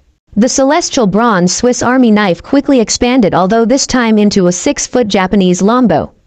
A puff of smoke erupted from Naruto's back as a quiver of arrows appeared on his back, most likely from the various seals on his vest. In an instant, a celestial bronze arrow was knocked and the bow was at full draw. "Come out! What are you doing?" Hazel yelled. "Get behind me!" Naruto ordered before loosing an arrow. The three Romans looked at each other in confusion but did as Naruto asked. If he sensed something they didn't, they should listen to what he said. For a second there was silence when suddenly, "I never took you as one for Kyujutsu, Naruto." Naruto's eyes widened in shock before he knocked another arrow. "You have to adapt sometimes." 4 figures dropped to the ground. The first was a man with incredible gravity-defying silver hair and a mask that covered everything from the nose down. His left eye was covered by a headband, a symbol of a spiral leaf that Hazel was sure she had seen at least once on Naruto etched on a metal plate. He was wearing a long-sleeve blue sheer tee and a flak jacket similar to Naruto's own except a forest green. His dark blue pants were tied down with bandages from the shin down to his shinobi sandals. In his hand was the infamous orange book that was the bane of Hazel's existence. Okay, first it was Gia, then it was that book. The person next to him had short brown hair and black eyes. He wore a similar jacket, shirt and pants to the other man, but his forehead protector surrounded his face. The next was a girl around Naruto's age with pink hair. Not dyed hair or light red hair. No, her hair was more pink than the inside of Aphrodite's cabin. She was wearing a red vest and a pair of tight black pants under a pink skirt. The last girl was pretty, it was obvious to anyone observing. She had long dark blue hair that went down to her waist but still retained her signature Heim style in the front. Her figure was rather full but hidden under her large jacket and pants. Naruto smiled. It reminded him of the XXL hoodie Reina had. She'd old crawl inside of it and wrap herself up like a cocoon as she watched an American Ninja Warrior marathon. Gods, he missed her. Yo, the silver-haired man said with a peace sign raised. Naruto did not lower Solarier. "What are you doing here, Kakashi-sensei?" Kakashi ignored him and gestured at Naruto's Roman companions with his book. "Your team," Naruto shrugged. "You could say that." The pink-haired girl clenched her hand in a fist. "You have a team already." Naruto no baka. Frank stared at them in confusion. "What are they saying, Naruto?" Naruto didn't turn around. "Give me a second." He looked directly into the pink-haired girl's emerald eyes with his ice blue ones. "Team 7 is no more." The girl growled and began to release her chakra, her fists becoming cloaked in the energy. That alone was enough to snap Naruto into action. "Frank, Hazel, Percy, you guys have to get out of here. Go to the mark." He let loose an arrow, forcing Sakura to dodge as she charged at him with a fist raised.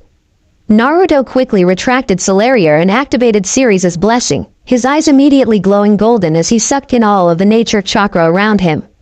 Naruto disappeared in a blur and met Sakura's fist with his own. The two blows creating a shockwave that resonated through the forest. "Get out of here," Naruto roared to his teammates. Percy nodded and took off, Hazel and Frank behind him as they sprinted out of the way. This wasn't a fight against a monster. These were people with monstrous powers unlike anything they had faced before. Naruto turned back around, only to barrel. Why dodge a right hook from the pink-haired girl? What the hell, Sakura-chan? He raised his right arm to block the incoming left cross before retaliating with an uppercut to the gut that knocked the wind out of the medical nin, causing her to double over. Her head shot up as she was met with a knee to the face before she was sent flying back with a senjutsu-enhanced sidekick to the chest. Hinata leapt forward, her hands aglow with chakra as she began to attack his tenketsu. Naruto quickly began to activate his enhanced speed, careful to dodge the many strikes coming at him. He knew better than to block Juken strikes. He didn't need any part of his chakra pathway system block, thank you very much. Naruto-kun, please return, Hinata pleaded as she went for a palm strike to chest only for Naruto spin out of the way and strike her in the stomach with a palm strike of his own. "I'm sorry, Hinata-chan, but I cannot. There is much I must do here," he said. Naruto was about to perform a knockout strike on Hinata. When he was forced, he dodged a roundhouse kick from Sakura. "Can't you see she loves you?" Sakura cried as she began her assault on him. Naruto growled in anger as he delivered a sidekick directly into Sakura's ribcage, fracturing a few in the process before following it with a roundhouse kick to the head, launching the pink-haired medic into a tree with enough force to knock her out. "You had no right to say that," he said angrily as he lowered his still extended leg. He turned to Hinata, who looked like she was about to break down right there. "I'm sorry, Hinata, but I have a girlfriend who I love." Hinata was silent for a moment, her head hanging low as she took in what he said. Naruto would have sworn he saw a tear fall. Suddenly her head shot up, her Byakugan blazing and her hands coated in blue chakra lions. Yuho Soshiken, gentle step twin lion fist.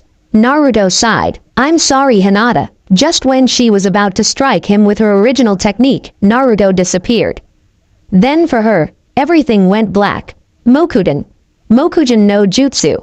Wood release. Wood human technique. Naruto spun around only to be blindsided by a giant fist maw. Of dense wood that sent him flying through a few dozen trees. He struck the ground with a bang, creating a rather meteor-like hole in the earth. Shit, Ceres was going to be mad at him.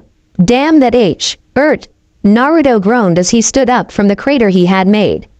He cracked his neck before disappearing, reappearing in front of the wood giant with an arm raised and a sphere of energy the size of a bowling ball swirling in his palm. Odama Rasengan.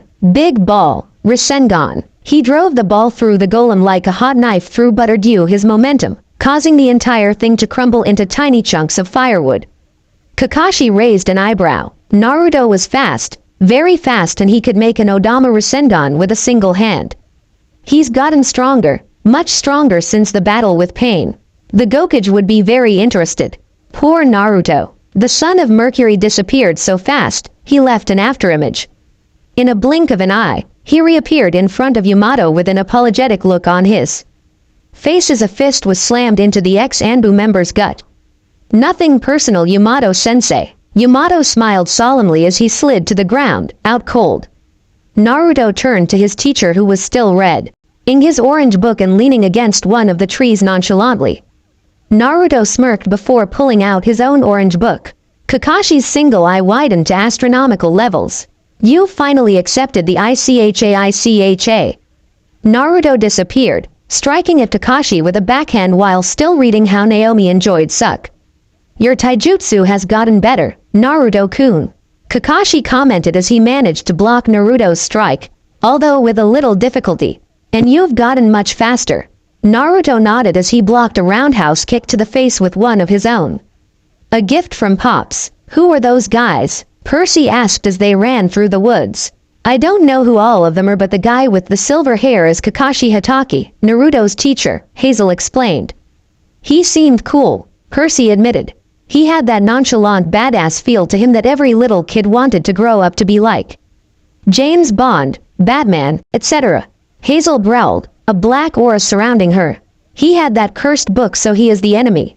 Frank and Percy looked at each other and gulped. Hazel was scary. "So what mark was Naruto talking about?" Frank asked as he ducked under a low-hanging branch. Percy shrugged. "I don't know." All of a sudden, there was a loud thud and the earth began to shake. The three looked up and there were no words to explain the shock they experienced when they saw a wood giant punch Naruto through a bunch of trees. "The hell is that?" Frank yelled as he ran even faster out of the way. Percy rolled his eyes. "A giant ogre made of wood." "Duh." Frank looked at him with wide eyes. "Is this really the time for sarcasm?" Percy shook his head in disappointment. "It's always the time for sarcasm." "Hey, I found something," Hazel called out. In front of her was a giant oak tree that was at least 100 feet in circumference and about 150 feet tall. However, the thing that interested Hazel was the odd symbol carved into the side of it. It looked like the sign for females, however it had a small half circle on top. "It's the symbol of Mercury," Hazel mumbled under her breath as she pressed a hand to it, causing the symbol to begin to glow a bright blue. Percy put a hand to his chin in thought. In the movies, it's usually not good for a symbol to begin glowing. "Why are you after me?" Naruto asked as he blocked a right hook with his arm. He parried the hit to the right side. striking Kakashi's tricep muscle with the back of his hand. Kakashi grunted at the strike to the nerves. The fourth shinobi world war is upon us. Madara is after the Jinchuriki and the Alliance needs. They want the Kyuubi. Naruto deadpanned, a frown on his face. Kakashi shrugged. They need to keep it safe. Naruto scowled as he tried to kiss Kakashi in the head. I can take care of myself and the Kyuubi. Kakashi jumped back, his eyes still on his book.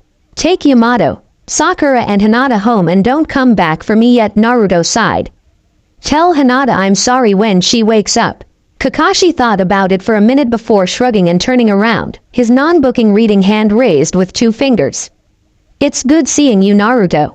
Naruto smiled as he watched his eccentric teacher leave with Yamato, Sakura and Hinata's unconscious bodies in a shunshin. You too, Kakashi-sensei. Then once more, Naruto was gone. Hazel watched in awe as the entire tree suddenly turned blue and began to radiate energy. It's blue. Percy roared in happiness. He began to jump around, performing his happy dance as the base of the tree trunk slowly opened. Because of this happy dance, he did not notice the person that appeared behind him. I thought I said find the mark, not press the mark.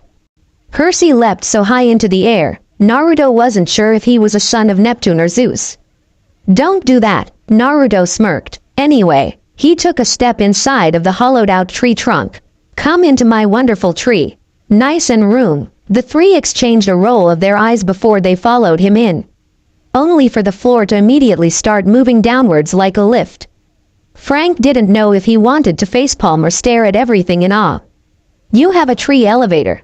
Naruto smirked but gave no response. The celestial bronze platform continued to take them downwards into the cold dark earth, the walls made of densely packed soil and tree roots.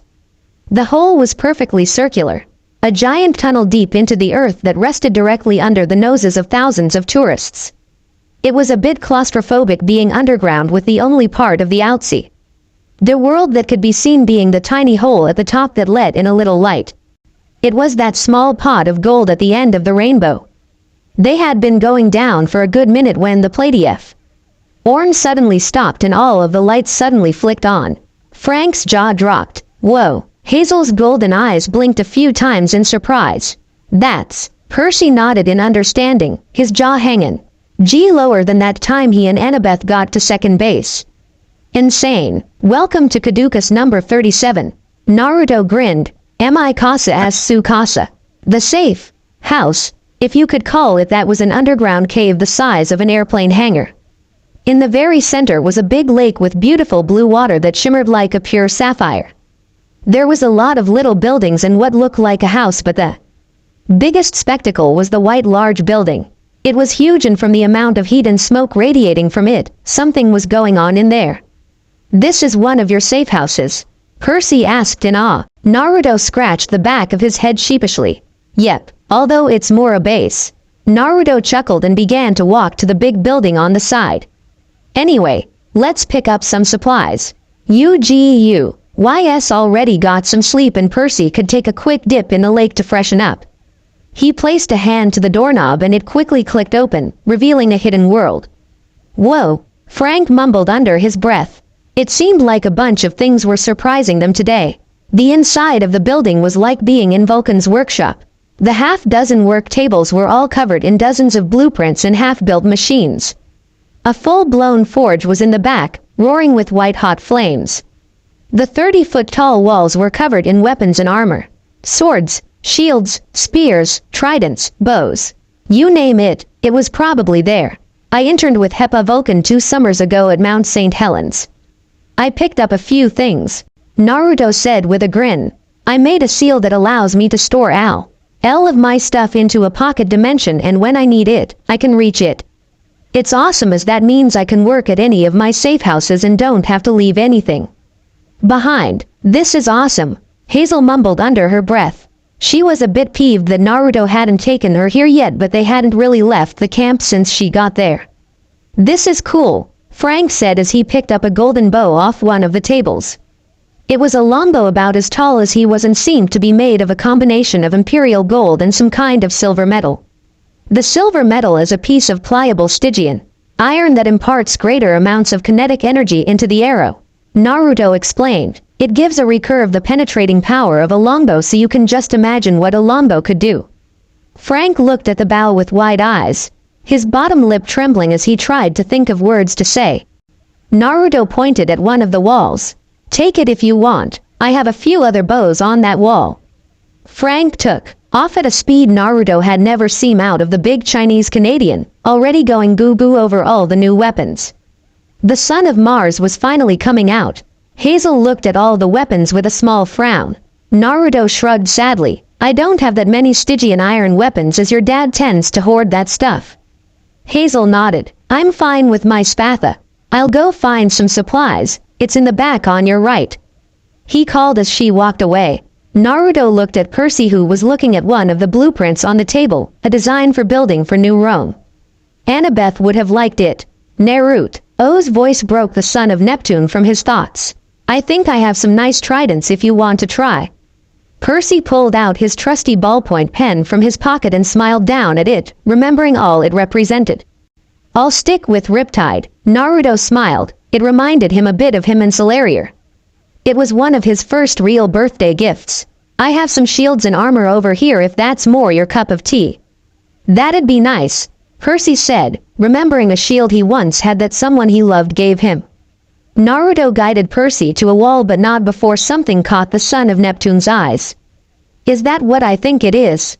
Arrow O Master Bolt, you bet it is, Naruto said with a bright grin as he picked up the 3-foot tube of celestial bronze. Well, at least my attempt of reverse engineering it. It's not as strong as I don't have god-level explosives, but it's pretty fun if you want something to explode. Arrow O, Percy asked. Naruto scratched the back of his head sheepishly. Means, Hervey King. Percy grinned. You're a crazy dude, you know that.